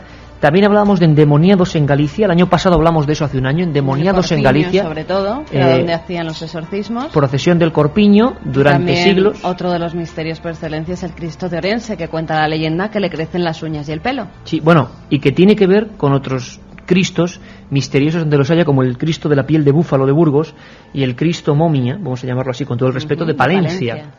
Tienen todos historias muy enigmáticas, tienen todos historias bastante truculentas y todos además se encontraron de la misma forma, Carmen. Todos en el mar y todos al parecer dentro de una esfera luminosa, o lo que los marineros consideraban como una esfera que iba flotando en el mar, y cuando se acercaban veían que emitía luz propia y podían rescatar a esos Cristos que luego, según cuenta la tradición también, casi todos son milagrosos. Han realizado muchos milagros por su intercesión. Y no solo eso, el Cristo de Orense, célebre, el Cristo de Burgos y el de Palencia, todos tienen informes oficiales eclesiásticos sobre fenómenos raros que provocaron. Es decir, algunos incluso que se movían. Sí, por ejemplo, en Palencia, en el convento de las Clarisas, hay un informe que nosotros destacamos y que tú publicaste en uno de tus libros, que era el movimiento o el temor de las monjitas que había allí por los movimientos de esa figura que, según algunos especialistas, puede ser una momia reconvertida. Y lo curioso era la fecha de ese informe, junio 1666, cuando menos inquietante o digno de novela. Por eso, ese ranking, que se completaría con esos 5 grandes casos, aunque hay muchísimos más, los ovnis en Galicia, la oleada gallega, eso es absolutamente conocido, que por cierto yo lo hablaba muchas veces, y esta tarde lo hablábamos y lo hablaba con Mariano, los ovnis, bueno, para mucha gente, para la mayoría de la gente, creo yo, pueden ser fantasías, pueden ser contagio psicosocial. Cuando aparece una noticia aparecen otras, y yo digo y veo, pero por ejemplo en Galicia, y de eso nos podrían hablar mucho nuestros invitados, hubo cientos de casos, investigaciones militares, investigaciones de la Guardia Civil, durante una franja de tiempo muy pequeña, entre noviembre más o menos del 95 y marzo del 96. Y de repente ya no hay nada. Prácticamente no hay nada. Si los ovnis son una invención, si pertenecen a nuestro mundo de la imaginación de la era espacial, ¿por qué no siguen viéndose? ¿Por qué la gente no sigue viendo ovnis con la misma frecuencia? ¿Qué está pasando? ¿Hay algún fenómeno real que provoca eso? Bueno, la oleada gallega de los 90, la oleada gallega, es ya uno de los clásicos. Pero hemos buscado en Internet Katia, Santa Compaña, por ejemplo, ese término. Pues sí, Santa Compaña aparecen 12.900 resultados, ahí es nada. En primer lugar, muchísimas leyendas, también investigaciones históricas sobre casos reales de Santa Compaña, y luego aparece en una página web, sin querer hacer publicidad, que se llama The Fine Spirits Corner, que habla de productos de gourmet, en lo que se recomienda un orujo que, según dice la leyenda, revive a los muertos, y se llama así Santa Compaña. O sea que, hombre, apropiado es, ¿no? Orujo Santa Compaña revive a los muertos. ¿Sí? En la página web de los 40.com, los publicistas hilan cada vez más fino. En la página web de los 40.com aparecen grupos españoles que han hecho historia, como los Vigueses Golpes Bajos, que en 1984 publicaron un álbum que se llamaba Santa Compaña. Se llamaba Santa Compaña el disco. En 1984 fue uno de los discos que más vendió de Golpes Bajos. Y también Mago de Oz tienen varios temas que ahora están funcionando muy bien. Sí, tienen varios temas dedicados a la Santa Compaña. También hay alguna referencia sobre las pasadas elecciones. Los candidatos hacían alguna referencia a la Santa Compaña. Y también disfraces premiados en carnaval de Santa Compaña. Es curiosísimo, pones cualquier término y te das cuenta un poco, 12.900. O sea, que es un tema que, a pesar de que sea arquetípico de lo antiguo, está ahí. Y hemos buscado otro término, como es Roma Santa. Bueno, aquí en Roma Santa sí que me he llevado una sorpresa. No pensé que iba a haber tantos. ¿Te acuerdas? Hoy en la comida que decíamos, esto es lo que tienes que buscar. No pensamos que iba a haber tantos. 25.900 resultados. ¿Sobre Roma Santa? Sí, en todo el mundo. 4.270 de ellos en castellano. Hay un montón de menciones, que esto sí que ya me ha dejado muerta, de la película de Paco Plaza, que protagonizaba el Zapataki, porque se tradujo al alemán, al italiano, al inglés, al francés, en fin. Ha tenido una difusión internacional bastante importante, para luego quien le guste la película. También hay páginas con leyendas y documentos de hechos reales de Roma Santa, pues estos documentos que tú comentabas antes. Y también hay un grupo cultural muy curioso americano que se llama Roma Santa Deviant Art, que es un colectivo de artistas devotos de la innovación gráfica. Es alucinante, o sea, te encuentras cosas que nunca imaginaría. Y voy a pedirte un tercer favor, Katia, una tercera búsqueda, que ahora vais a entender por qué. Es un término que nosotros hemos escuchado mucho, por ejemplo, en Egipto, en nuestros viajes a Egipto. Es un buen deseo, es un deseo de buena suerte. Y el término, y ahora vais a comprender, es baraka. Pues en Baraka hay 761.000 referencias. Hay una empresa que se llama Spirits of Baraka. Es la película que recorre más de 78 paisajes espectaculares. En 1992 se rodó esta película y a raíz de esto se creó una empresa que se dedica a hacer viajes. Claro, es que Baraka también es una banda sonora que de vez en cuando solemos meter, que es maravillosa. Sí, hay otra agencia de viajes también en España que se llama Baraka. También hay una empresa que es de compra y alquiler de casas, que tal y como está la vivienda ahora, pues va genial el término de buena suerte. Sí. Pero es solo para Marruecos. También hay un poeta y dramaturgo de New Jersey, de Estados Unidos, que se llama Amiri Baraka, que dedicó su obra a buscar en sus raíces afroamericanas. En español hay 13.500 términos solamente de Baraka, y sobre todo destacan un portal de cine, otro de artesanía. ¿Que se llama Baraka? Sí, un CD, como comentabas, de música chill out, y también un noticiero latinoamericano que se llama Baraka. Y también una de las mejores aguas minerales del mundo, no es publicidad porque no se vende en España, o sea, tampoco, que es la Baraka egipcia, que cuando estás muerto a 50 grados en Abu no sabes de dónde, te sale un niño desde una duna con baracas heladas. Y la gran pregunta es, ¿por qué en mitad del desierto, a decenas de kilómetros de nada habitado, siempre hay un niño con un burro, no hay hielo y está frío? Pero no lo digo de broma, es que es real. Es que es real, y cualquier viajero a Egipto, y si no que nos escriban 7640, a ver si a algún viajero a Egipto le ha ocurrido. Siempre las bebidas heladas, no hay hielo, y es un niño que la saca ahí de un lateral del burro. Es realmente curioso. La baraka, ese término que significa buena suerte, que significa entregar a alguien una especie de don. Ahora vais a descubrir por qué. Muchas gracias, Katia. Los introduce en ese asunto tan curioso, no de la baraka, sino de algo más polémico, pero que tiene que ver con ello, nuestro querido compañero Carlos Barroso. Durante casi 40 años, Francisco Franco dirigió los designios de España con mano de hierro, en una dictadura de la que se desconocen algunos aspectos oscuros, nunca revelados.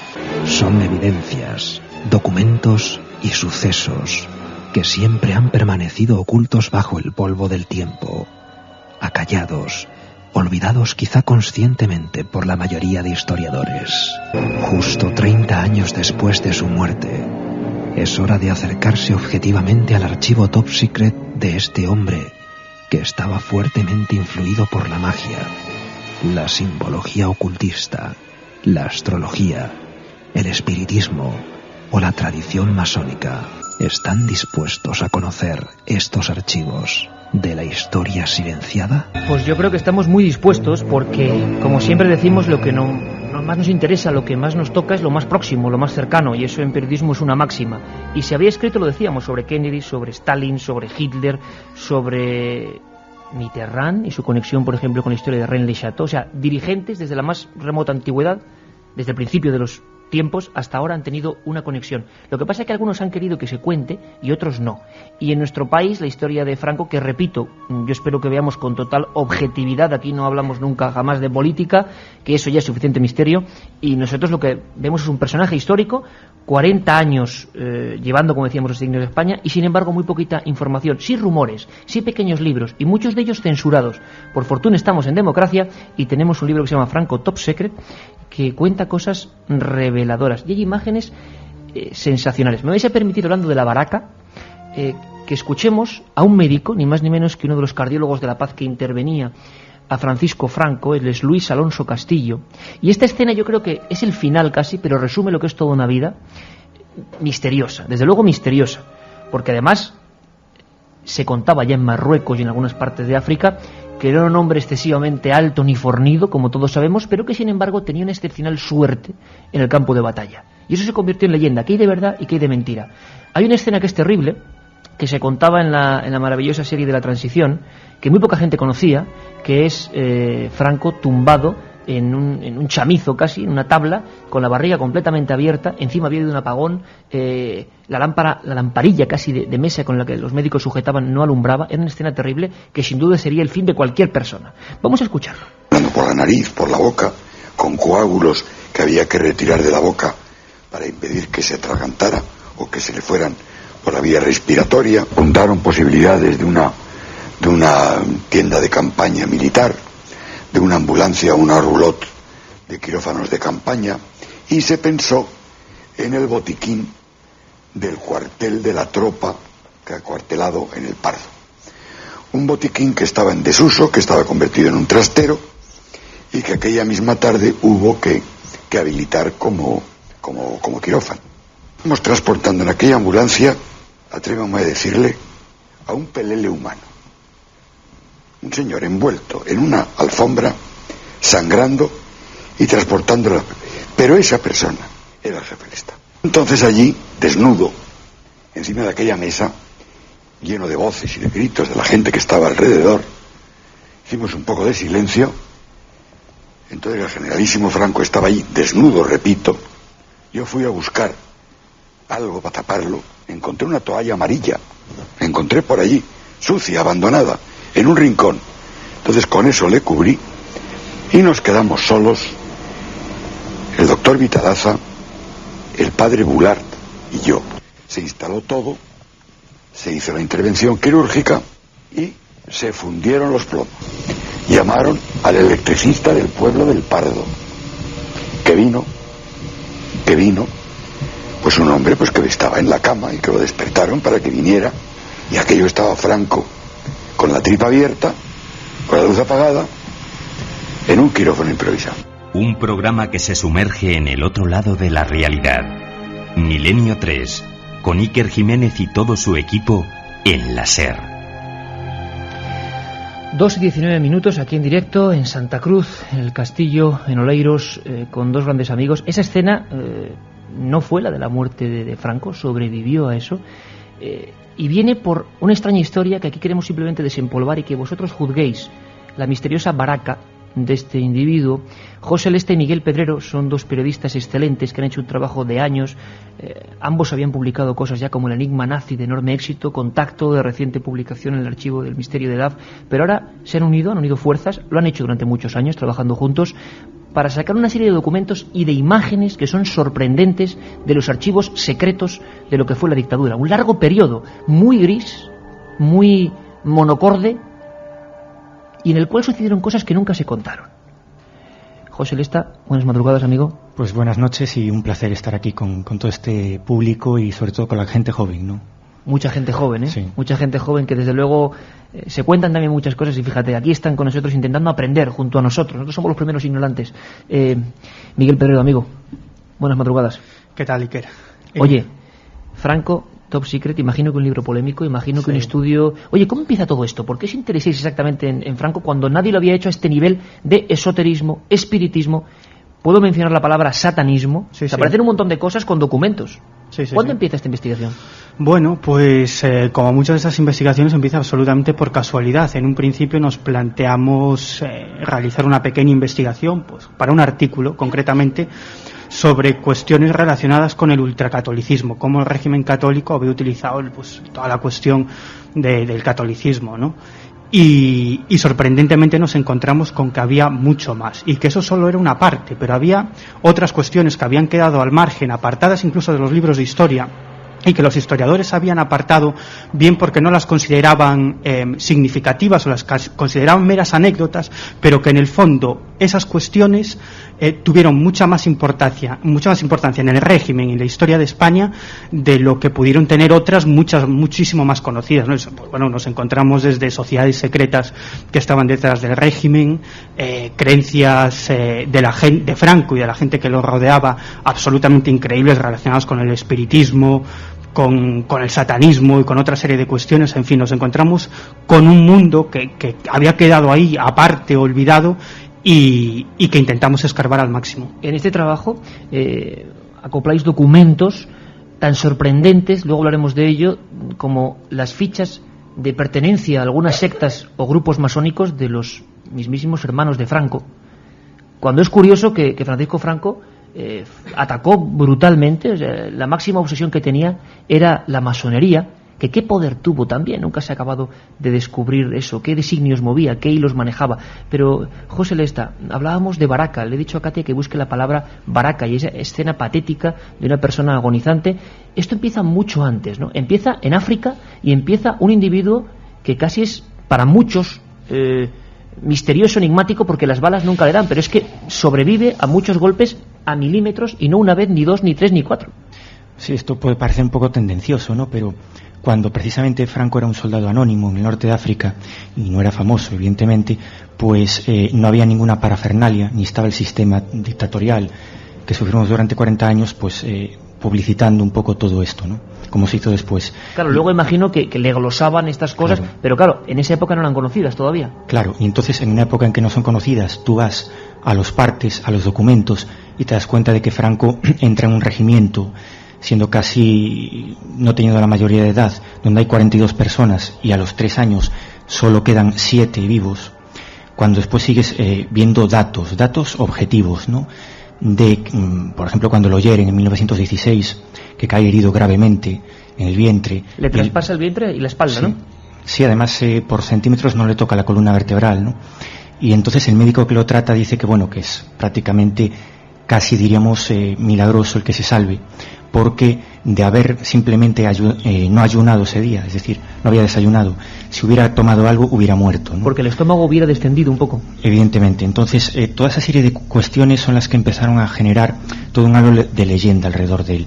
Esa Baraca, ¿no?, que decían los marroquíes, los soldados marroquíes, es decir, que era alguien inmune a las balas. Incluso contáis en vuestro libro, José, historias con documentos escritos, con partes de intervención de diversos tiroteos. Hay algunas veces en que muere bebiendo y hasta le pasa la bala en un tapón, lo que empieza a generar, sí, yo no sé si inquietud a su alrededor, o mucha gente decía, caramba, este tipo va a hacer algo aquí importante.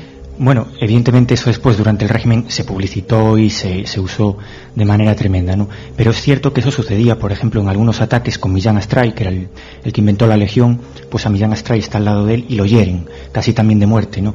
Y salió indemne de unos 3 o 4 lances así.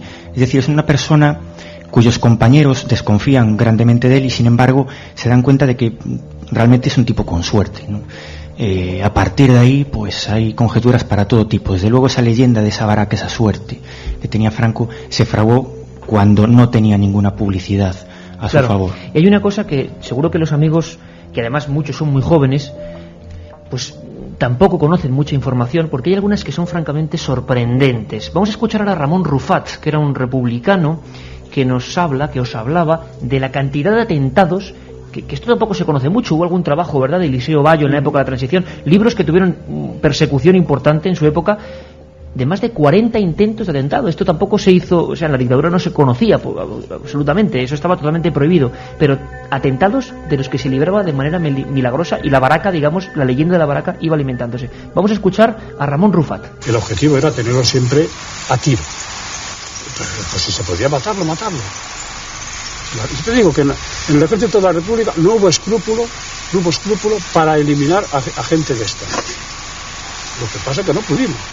Se forjó la idea de que si bombardeaba Pamplona el día de los funerales, donde acudirían generales, entre ellos Franco, eso sabíamos, ya teníamos indicios de que Franco iría al funeral de general Mola. Pues si bombardeaba aquello y eliminaba un montón de generales de estos, por lo menos pararía la ofensiva del norte.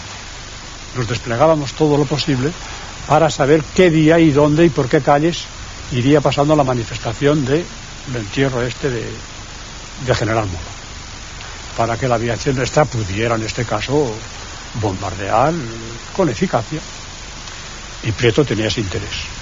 Nosotros le dimos la información, él lo supo todo, pero no tuvo aviones. Nosotros, en realidad, la idea de bombardear al Estado Mayor de Franco siempre lo fue, como cuando te digo lo de Pamplona, de sacar allí unos cuantos generales y a ver si se paraba la ofensiva del norte. Ahora, eso es una idea, es una utopía en realidad, porque si hubiéramos tenido posibilidad se hubiera hecho.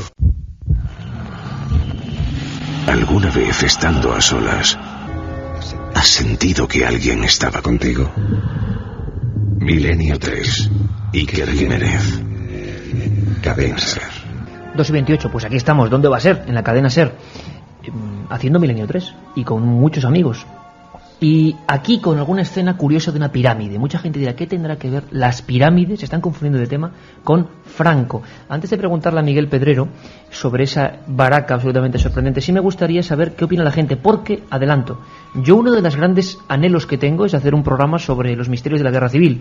Pero claro, son temas muy polémicos, que la gente no va a saber verlos desde el punto de vista del misterio. Y yo no quiero hacer ningún debate, y menos tal y como están las cosas. Parece que la gente es incapaz de ver todavía algunas cosas con la objetividad histórica que aquí pretendemos, ¿eh? No estamos, por supuesto, ni defendiendo ni avalando nada. ¿Qué dice la gente? No sé cómo se lo puede tomar porque nunca hemos tocado un tema como estos en Milenio. Pues hay muchas preguntas y es sorprendente porque la gente parece que sabe más de los misterios de Franco de lo que creemos. Joan Mar, desde Girona, nos dice: el abuelo de mi suegro fabricó un hospital móvil para Franco. Sé que él siempre decía que no era trigo limpio. Miguel Ángel, desde Antequera: ¿qué se sabe de las fotos que se hicieron a Franco después de muerto? ¿Verán algún día la luz? Otras fotos que no... Hola amigos, ¿es verdad lo del brazo de Santa Teresa y Franco? Un saludo. Baraca también es un término que para los sufís tenía múltiples acepciones, además de la buena fortuna, nos dice Luis. Buenas, soy Julio de Carabanchel, pero con Franco no era todo top secret. Saluditos. Franco, hijo de un masón que lo maltrataba y una madre ultracatólica. Salvaca, desde Málaga: estuve en Egipto y entre la baraca y la cerveza sácara lo pasé bastante bien. Ah, y los templos y pirámides también estaban bien. Bueno, de todas formas la gente se lo toma con bastante paciencia y tranquilidad, sí, ¿no? Es importante para eso, para la distancia. La baraca estaba ahí, ocurrió con los datos que comentáis, se salvó muchas veces. Quizá por eso quiso hacer una especie de construcción tan asombrosa y tan increíble como una pirámide que ahora mismo alumbra lo que es este salón central del Castillo de Oleiros. Fíjate qué curioso, Carmen, que eso parece una imagen, y entiendo que ahora los oyentes digan, ¡ay, qué rabia no estar ahí! Bueno, en los próximos viajes igual la ponemos también. Una pirámide inmensa. ¿Qué es esta pirámide? Porque yo sé que a la gente le va a sorprender, pero muchísimo. Son una especie de proyectos, de planos, ¿no? Sí, es una historia absolutamente desconocida y que entronca directamente con la personalidad del dictador, porque, para decirlo claramente y para resumirlo, Franco, durante la guerra y sobre todo después, cuando ocupó la jefatura del Estado, se sintió un elegido. Incluso él creía, no es que le sucediera, al menos él creía que le habían sucedido fenómenos sobrenaturales. Él creía haber visto apariciones fantasmales, de incluso de la Virgen, y creía tener contactos con el más allá, con otras historias, y que a él realmente era un elegido pues para llevar a España por un camino determinado. Y eso entronca mucho con... Esto me parece increíble, este documento que saquéis aquí, porque muchos son archivos precisamente del polémico archivo de Salamanca y de otros sitios. Me parece alucinante que no se haya publicado esto nunca. Fíjate, es una pirámide. esta era la primera idea, probablemente la primera idea que surgió para construir el Valle de los Caídos, ¿no? Cualquiera de nuestros oyentes que haya visitado el Valle de los Caídos verá que no tiene absolutamente nada que ver con esto, ¿no?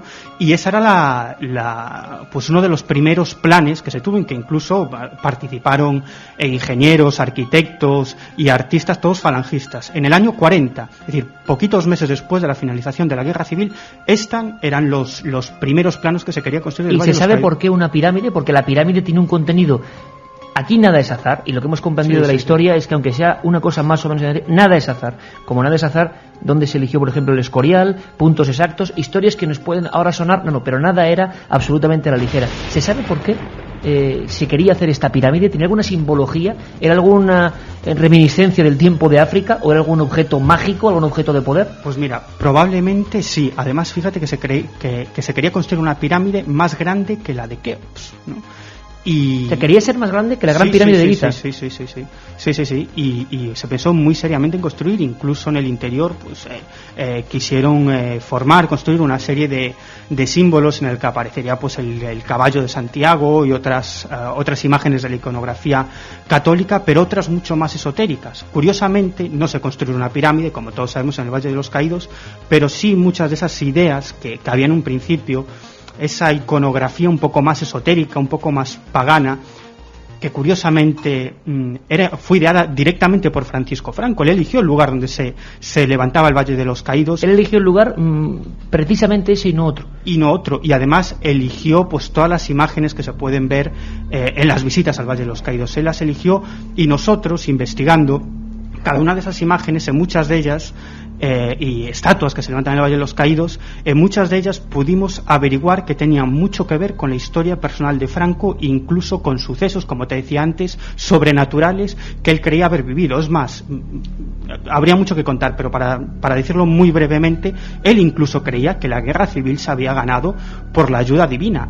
En varias conferencias públicas, en varios discursos, él lo comentó, pero nosotros en la investigación hablamos con personas que vivieron esa época muy cerca del dictador, y que nos dieron informaciones que apuntaban directamente pues a unos hechos sobrenaturales que él quería haber vivido, y eran para él tan importantes que incluso en sus discursos públicos llegó a comentar, algunos indirectamente. Es decir, luego nosotros, repasando los discursos de Franco, vemos, hombre, aquí se está refiriendo a esto que nos contaron indirectamente, no de un modo muy directo. Incluso en el Valle de los Caídos dentro hay otro objeto, no sé si de poder, Felipe II. Sabemos que hay varios lugares del Escorial con 8.000 reliquias con las que se rodeaba en la cama, convencido, claro, a esos niveles, convencido de que la fuerza con las potencias ocultas es muy grande y está constantemente librándose. Y lo que no sabíamos es que en el Valle de los Caídos había objetos de poder tan curiosos como un Cristo que tiene su historia, ¿verdad, José? Sí, porque él estaba obsesionado totalmente, como dice Siquer, con la persona de Felipe II. Fíjate que cuando muere, en esas circunstancias, Franco también... Otro rey que no era cualquier rey, que era un rey obsesionado con la magia, con la alquimia, y con los el lugares de poder también. Por eso el Escorial guarda una relación también con el Valle de los Caídos, ¿no? Lo cual es curioso. Si uno se acerca al Valle de los Caídos, uno piensa que es tanto un monumento de tipo cristiano, católico, ¿no? Hay una cruz enorme de 150 metros de altura y es una especie de túnel oscuro, tremendo de ver, pero si uno se fija con un poco más de agudeza, ¿no?, se dará cuenta de que hay cosas extrañas. Por ejemplo, si uno se acerca al altar que hay al final de todo, cerca de las tumbas de Franco, verá una cruz de madera. Una cruz de madera que no es de una madera cualquiera, es una madera de enebro, pero que Franco, curiosamente, quiso cortar y elegir personalmente. La cortó él, esa madera. Justo cuando acabó la Guerra Civil. Fue a Balsaín, a unos bosques segovianos, y él, le siguieron sus militares y dijo, este árbol.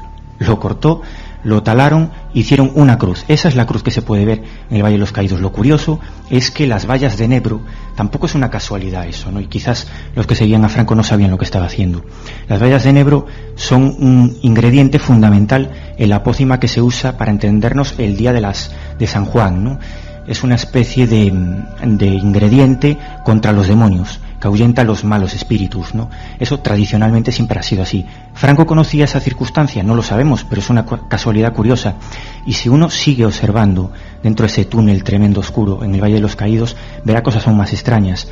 Verá unas figuras de piedra, como espectrales, pétreas, casi como espectrales, con capucha, casi no se les ve la cara, sin rostro, y que no son ángeles, no son demonios, no son santos, no tienen nada que ver con el cristianismo ni con el catolicismo, son los manes. Los manes son una figura propia del paganismo, propia de las culturas nórdicas, incluso del druidismo, ¿no? Algunos.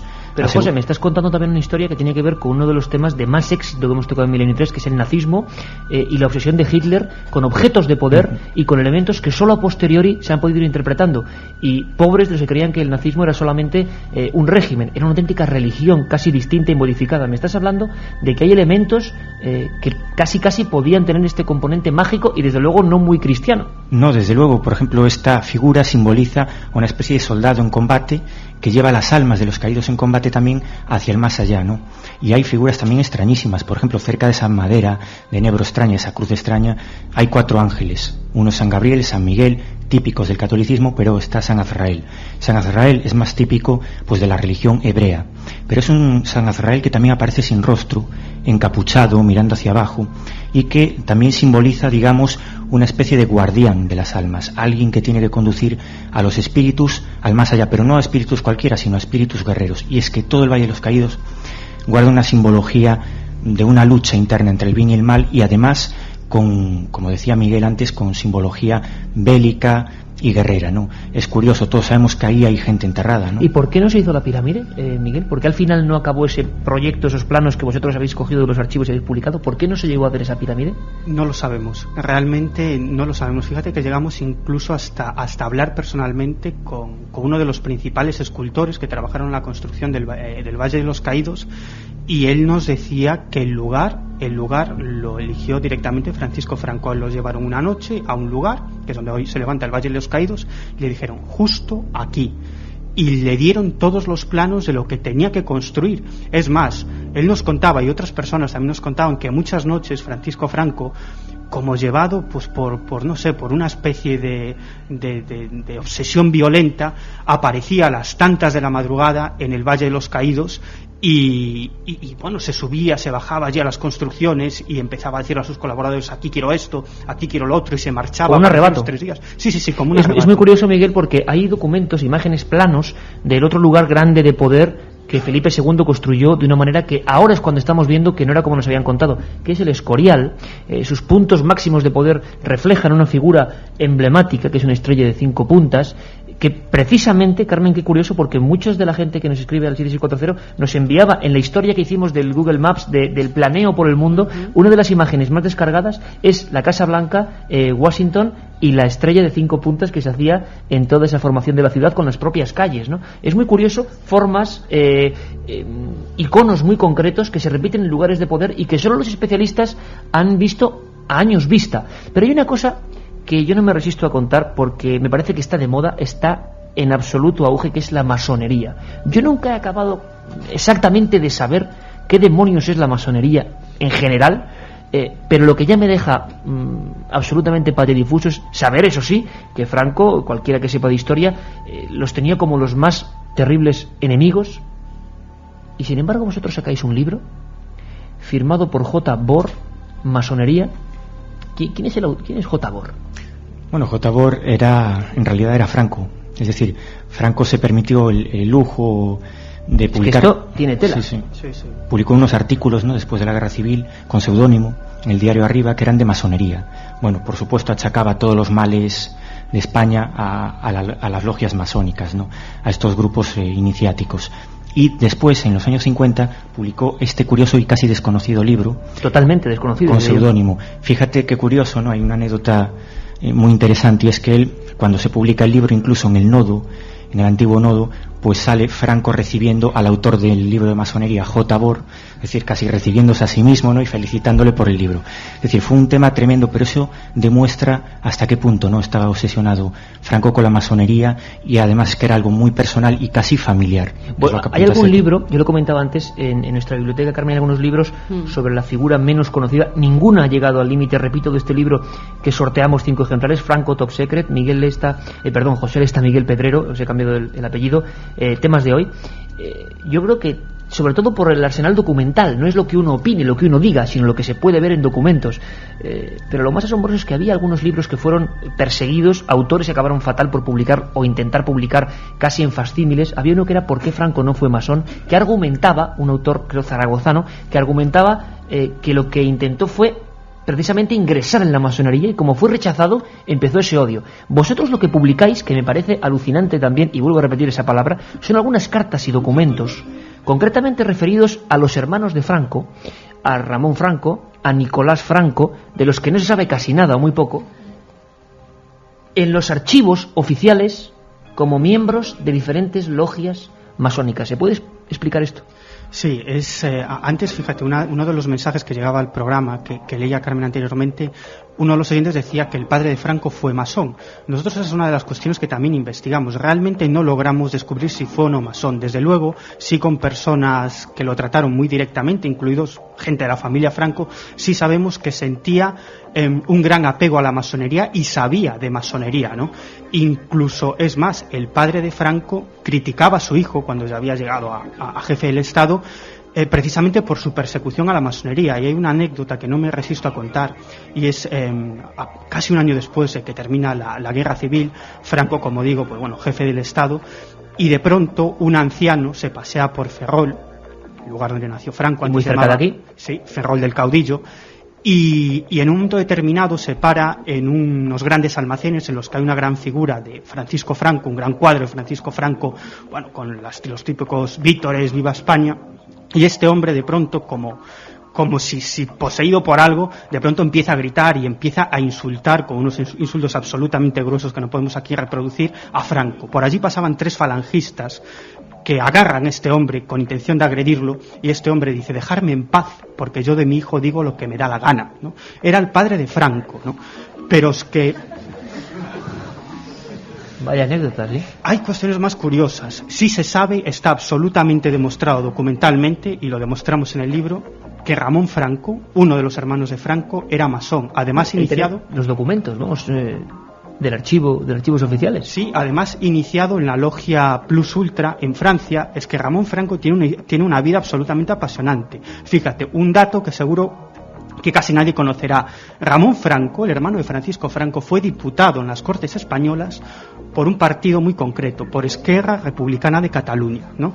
Alguien que poca gente sabe, ¿no? Este hombre se inicia en la logia Plus Ultra, incluso por datos que obtenemos de testigos indirectos, sabemos que una de las veces en las que Franco probablemente intentó ingresar en la masonería, antes de ser jefe del Estado, por supuesto, parece ser que intentó 3 veces ingresar en la masonería. Y una de las veces, una de las personas de esa logia que votó para que Franco no entrara en la masonería fue su propio hermano, Ramón Franco. Pero es que hay más, porque su otro hermano, Nicolás, al que por cierto le apodaban el brujo, porque estaba muy interesado por cuestiones relacionadas con el ocultismo y el esoterismo, Nicolás Franco, demostramos documentalmente en el libro, que era rotario, pertenecía a los rotarios, que es una asociación. ¿Podrías explicarlo muy brevemente? Sí, es una asociación, no es exactamente masónica, pero hay algunos autores que hablan de asociación paramasónica, sí, ¿no? Y ponéis los documentos de su pertenencia al club con su firma. Sí. Y como te digo, muy aficionado al ocultismo y todas esas historias. Y además, bueno, se podrían contar miles de anécdotas, pero una muy curiosa es que utilizando elementos que podríamos llamar paranormales, incluido un péndulo, en una ocasión cuando su hermano Ramón Franco, que era aviador, se estrelló y desapareció. Y bueno, estamos hablando de los años 20, ¿no? Se inició una búsqueda porque era un aviador muy famoso, uno de los más famosos del mundo, y no daban con él. Y él de pronto dice: yo sé dónde está, estáis buscando mal, está en este punto, aquí cerca de las Azores, ¿no? El ejército en ese momento no se lo cree, dice: pues allá, según nuestros datos es imposible que esté ahí. Dice: está ahí, no, tenéis que mandar a alguien para buscarlo. Efectivamente, mandan un barco y ahí está Ramón Franco, y le salvó la vida a su hermano precisamente por eso.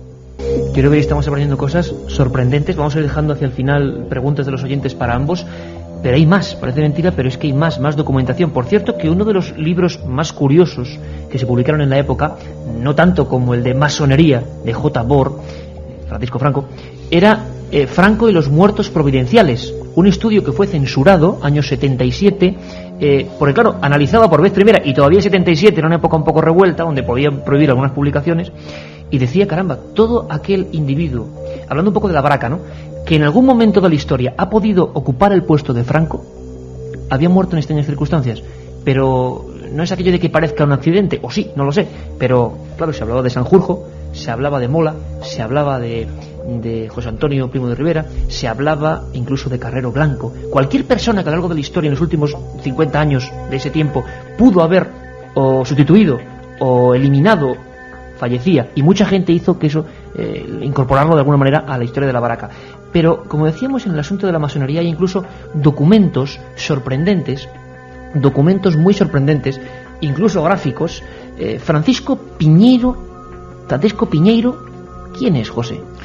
Bueno, esta persona fue el jefe de la DGS, de la Dirección General de Seguridad. Sí, y de la Brigada Político-Social, digamos, para entendernos, que era el mandamás de la policía y del todo el tremendo sistema represor que había durante la dictadura, ¿no? La DGS, uno de los hombres entonces más poderosos que había en este país. Y más informados. Quizás los servicios de información que había entonces franquistas pues surtían a Piñeiro de toda la información posible, ¿no? Y este lo hacía con Franco. Pero curiosamente despachaba casi todos los días con él.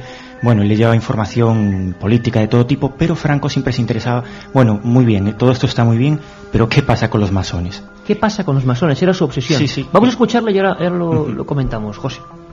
En el Pardo siempre hubo una preocupación muy constante y muy personal del generalísimo sobre la cuestión de masonería y comunismo. Pues el comunismo era una cuestión, ¿verdad?, que se veía a través de los ministros de gobernación o interior, ¿verdad?, y las normas que se nos daban continuamente para una atención muy constante y llegar a, ¿verdad?, pues a un control exhaustivo de todo lo que pudiera tener algo, contacto parecido con la masonería. Por eso cuando surgieron estas sectas también se creyó que podían mantener una unidad, pero yo creo que no. Estas sectas de tipo religioso no tenían nada ni contactos en absoluto con masonería. Hoy estamos quedándonos sorprendidos, estamos quedándonos fríos casi con la información que están dando nuestros amigos. Hablaremos más veces de este asunto, por supuesto. Logias masónicas, el interés absoluto, escribiendo libros sobre el asunto, objetos de poder como una pirámide que iba a ser el Valle de los Caídos. Sobre la masonería hay datos para saber si realmente fue expulsado. Piñeiro habla, un hombre poderoso, de que su obsesión fue durante años, ¿no? Sí, la verdad fue una obsesión hasta el final. El final. El último discurso que da Franco en la Plaza Oriente pues habla de una conspiración masónica contra España, ¿no? Era una obsesión totalmente personal y familiar. Pero es que, claro, Piñeiro sabía que tenía controlados a todo el mundo y no era un farol. Realmente los servicios de información franquista tenían controlada a la gente en España y en Francia, absolutamente. Tenían infiltrados dentro de las logias masónicas del sur de Francia. ¿Cuáles eran las logias más importantes en aquel momento en la absoluta clandestinidad en España? Fíjate qué paradoja. Quizás las más importantes eran americanas. Es decir, las tres bases que teníamos militares americanas, Rota, Torrejón y tal, pues había logias dentro, funcionando, donde solo había personal americano dentro de esas logias. Curiosamente Franco lo sabía y además lo permitía por los acuerdos que hubo, pero bueno, eso es otra historia. Lo curioso es que Piñeiro siempre pensaba, bueno, salía con la duda, ¿no?, del despacho de Franco, pero a ver si iba a existir una superorganización secreta que no conocemos y tal. Pues pensándolo y tal, pues se da cuenta de que no podía ser, ¿no?, que era una obsesión absolutamente personal. Fíjate hasta dónde llegó todo esto, que muchos de los policías que infiltraron en las logias francesas, pues algunos acabaron siendo masones, ¿no? Piñeiro, nosotros oímos las cintas, ¿no?, porque es una persona que ya ha fallecido, y en una de esas cintas decía él, bueno, es que si Franco se entera de que mis policías se convierten en masones, bueno, es que me capa, vamos, básicamente, ¿no? O como se diga, sí. Más temas. Estamos reproduciendo incluso documentos exactos, Logia Minerva, documentos que implican a la propia familia Franco, pero en este repaso por, yo creo que una parte absolutamente oculta durante muchos años en nuestro país y que tenemos derecho a conocerle, cada uno opine luego lo que quiera, hablamos también de espiritismo. Bueno, es más, hablamos de una persona. Además conocemos los cuatro aquí a esa persona, que es Alberto Borrás. Alberto Borrás Gavarró, que es un prestigioso químico, ya muy mayor y erudito, excelente, fue, vamos a llamarlo así, espía también de aquella época, Y él conoció a un personaje misterioso, él conoció a la vidente de Franco. Sí, Alberto Borràs, que tú conoces muy bien, es un personaje encantador, muy culto, que sabe de muchísimas cosas, sobre todo que ha vivido mucho, y algo muy interesante, que desde muy joven, y es un hombre ya muy mayor, ha estado interesado siempre por el mundo del esoterismo. Bueno, pues por una serie de cuestiones circunstanciales, es decir, en el año 50, cuando tiene que realizar el servicio militar, lo hace de alférez porque era una persona con estudios, al cumplimentar pues unos papeles en el que tenía que decir sus datos y tal, pues él escribe que se va a hablar, estamos hablando España, año 52, inglés, alemán, francés, no sé qué otro idioma, y árabe vulgar. Bueno, inmediatamente se pone en contacto con el servicio de inteligencia militar, lo mandan al norte de Marruecos, a la zona del protectorado español, con una misión muy concreta. Él tenía que hacerse pasar por una especie de guía que solamente sabría hablar español y algo de árabe, y acompañar a geólogos de diferentes países, porque el gobierno español estaba convencido de que el servicio de inteligencia soviético tenía planes para quitarle ese territorio a España y organizar revueltas allí, ¿no? Entonces, bueno, él tenía que escuchar lo que decían y luego pasar esos informes al servicio de inteligencia del protectorado español. ¿Y de qué se entera? ¿De qué personaje se entera, Miguel? Bueno, pues mira, él en un momento determinado, bueno, por su relación con los jefes, los caís de esas zonas de Marruecos, le hablan de una persona muy particular, Mersida, una mujer que tenía fama de bruja, y que incluso se hacían canciones en honor a ella, tenía fama de curandera, era popular, muy popular. Entonces él dice, bueno, ya interesado por la cuestión del esoterismo, dice, quiero ir allí. No, bueno, el viaje fue absolutamente penoso, lleno de aventuras. Finalmente llega allí, habla con esta mujer, y para su sorpresa le empieza a comentar que era muy conocida de Francisco Franco, y que Franco le consultó en varias ocasiones cuestiones relacionadas con la guerra o con sus hombres, si podía confiar en este, en el otro y tal. Bueno, entonces Alberto Borràs aquello le sorprendió muchísimo, y cuando llegó otra vez al servicio de inteligencia del Protectorado Español en Marruecos, pudo revisar el expediente, porque había un expediente sobre Mersida, sobre esa mujer que se hacía llamar Mersida, ¿no? Bueno, ahí había toda una serie de datos, decían que lo que ella decía, ¿no? Que se consideraba bruja y tal. Y al final del informe decía, esta persona, algo así como no molestar por ningún motivo, esta persona está protegida por FBF, que bien podrían ser las iniciales de Franco Bamonde Francisco. Casi nos hemos quedado sin tiempo, Carmen. Eso sí, muy breve, José. El espiritismo no era algo desconocido para la propia familia Franco, el espiritismo, ni más ni menos. Es cierto, nosotros seguimos un rumor que no era más que eso. Es decir, nosotros hacía 10 años, pues muchas tarotistas nos habían dicho que la madre de Franco pues practicaba el espiritismo, pero no como aficionada, es decir, casi como profesional, que tenía una medium adscrita. Era un mero rumor. Pues empezamos a investigar y llegamos a saber que ese rumor tenía cara, nombre y apellidos, ¿no? Bueno, la imagen la estamos viendo ahora, acompañada de Carmen Polo. Esta persona era la medium de la madre de Franco, ¿no? Es curioso porque las sesiones se practicaban en la trastienda de la casa de los Franco, bueno, por razones que nada tienen que ver con el espiritismo, ¿no? Precisamente por el tipo de vida que llevaba el padre, ¿no?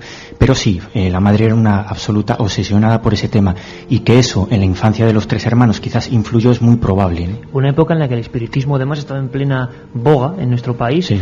En Galicia entró con mucha fuerza, en Levante estaba con mucha fuerza, y se hacían incluso experimentos de mesas parlantes, de supuestos contactos con el más allá. Tenemos apenas 5 minutos y sí me gustaría saber qué preguntas tiene la gente, porque imagino que se han quedado tan sorprendidos como nosotros. Pues esto mira, es solo el inicio de la investigación. Preguntas y curiosidades que a lo mejor les interesan a nuestros invitados. Algunas estatuas de Franco en África son tiroteadas por la noche porque los árabes dicen que se mueven y van hacia ellos. Curioso cuando menos. Soy Aarón de Tenerife. En el Monte de la Esperanza, en Tenerife, está el monumento a Franco. Pues dicen que allí se oyen voces y se ven luces extrañas. Sería para otro programa lo de las luces y Franco, ¿no? Hay un par de casos investigados por el Ejército del Aire justo donde... Sí. Bueno, los grandes dictadores siempre han sido enigmáticos, han tenido mucho que ocultar. ¿Tendrán relación sus creencias con el poder que alcanzaron? Baraka, nos dice Ana. Hasta el símbolo, lo que era el signo que crearon de la victoria, no era un signo al azar, ¿verdad, José? No, el Víctor, el famoso Víctor, que después dejó de usarlo después de la guerra, al acabar la guerra, no era tampoco un símbolo al azar. Era un símbolo que se usaba en Salamanca, los estudiantes universitarios, bueno, y las tunas, ¿no? Lo solían usar, pero Corintio Aza, que era un judío, un cabalista, un experto en esoterismo en el norte de Marruecos, y que conocía a Franco desde su juventud, pues tomó contacto con él y le diseñó un Víctor muy particular, un símbolo que, bueno, a Franco le dijo que le llevaría a la victoria. Y que lo utilizó en algunos de sus grandes discursos y proclamas, ¿no? No sabemos si le sirvió o no, pero desde luego lo usó. Franco usó ese símbolo. O sea que el símbolo de la victoria que él se proponía llevar, bueno, que ya había conseguido en todo el país, era diseñado por un, con nombre y apellidos, cabalista judío. Sí, es curioso. Es una historia muy interesante y que se relaciona, bueno, con muchas otras historias que comentamos en el libro de la relación de Franco, pues por ejemplo, con diversas sociedades secretas. Y hay una historia absolutamente apasionante bueno, lo cuento rápidamente en 30 segundos por encima. Durante la Guerra Civil, de pronto las autoridades francesas descubren que se producen atentados contra trenes que van a llevar armas al ejército republicano, ¿no? Y que incluso pues se llegan a asesinar a personas relacionadas con grupos izquierdistas en Francia que iban a apoyar a los republicanos en la Guerra Civil. Descubren que detrás de todo ese entramado hay una sociedad secreta llamada la Cagoule, algo así como la Capucha, ¿no? Y que el dirigente de todo ello era Philippe Pétain, ¿no? El famoso Pétain, que luego fue el máximo dirigente de Francia cuando estaba dominada por Hitler, ¿no? Pero más interesante todavía es que descubren que ese grupo, la Cagoule, depende de otro grupo mucho más grande y con ramificaciones en todo el mundo, que es el Movimiento Sinárquico Internacional, que lo más apasionante es que en un momento determinado, incluso dentro del grupo, llegan a enfrentarse, porque hay grupos de derechas que se alían con el fascismo y grupos de izquierdas. Precisamente de ese grupo, digamos, de modo muy superficial, más izquierdista, de ese movimiento sinárquico internacional, nace, por ejemplo, el movimiento paneuropeo, que es el principio de la Unión Europea tal como la conocemos hoy en día. Yo casi iría, Carmen, vamos a ir con los ganadores de ese libro, Franco Top Secret. Mi abuela me contó que cerca de su pueblo, en Tui, Pontevedra, se veía por la noche a un barquero siniestro y que estaba con numerosos fardos a orillas del Miño, nos dice Santi desde Padrón. Soy Dani de Málaga. ¿Esto con Franco? No. Esto no, bueno. No, esos son los ganadores. Es lo que faltaba ya hoy. Soy claro. Dani de Málaga, un programa que ya tocaba. Galicia siempre será una tierra mágica y las historias aterradoras. Un abrazo. Franco quiso ser masón en su juventud. Al no conseguirlo, luego la persiguió, nos dice Miguel desde Alicante. Pues otro libro va para él. José y Ari de Lanzarote. En la isla hay una gran comunidad de gallegos. Era impresionante ver la noche de San Juan la playa llena de gente haciendo rituales mágicos. Esto es mala suerte. 3 veces que venís a Coruña y las 3 he tenido guardia. Un saludo, Javier, desde La Coruña. No tenemos tiempo para más, tenemos que marcharnos. Ha sido Solo un dar placer. las gracias a toda la gente que está felicitando a las Cármenes, que hoy es su santo, ¿Sí? y a Katia Rocha, que fue ayer su cumpleaños. Y mucha gente, disculpas, que no han podido acceder a este pequeño recinto y que se han quedado fuera. Seguiremos hablando, compañeros. José, Lesta, Miguel Pedrero, Franco Top Secret, una historia tan sorprendente que solo hemos esbozado esta noche aquí en un lugar mágico. Gracias, amigos. Gracias a ti. Y gracias a todos. Un abrazo muy fuerte.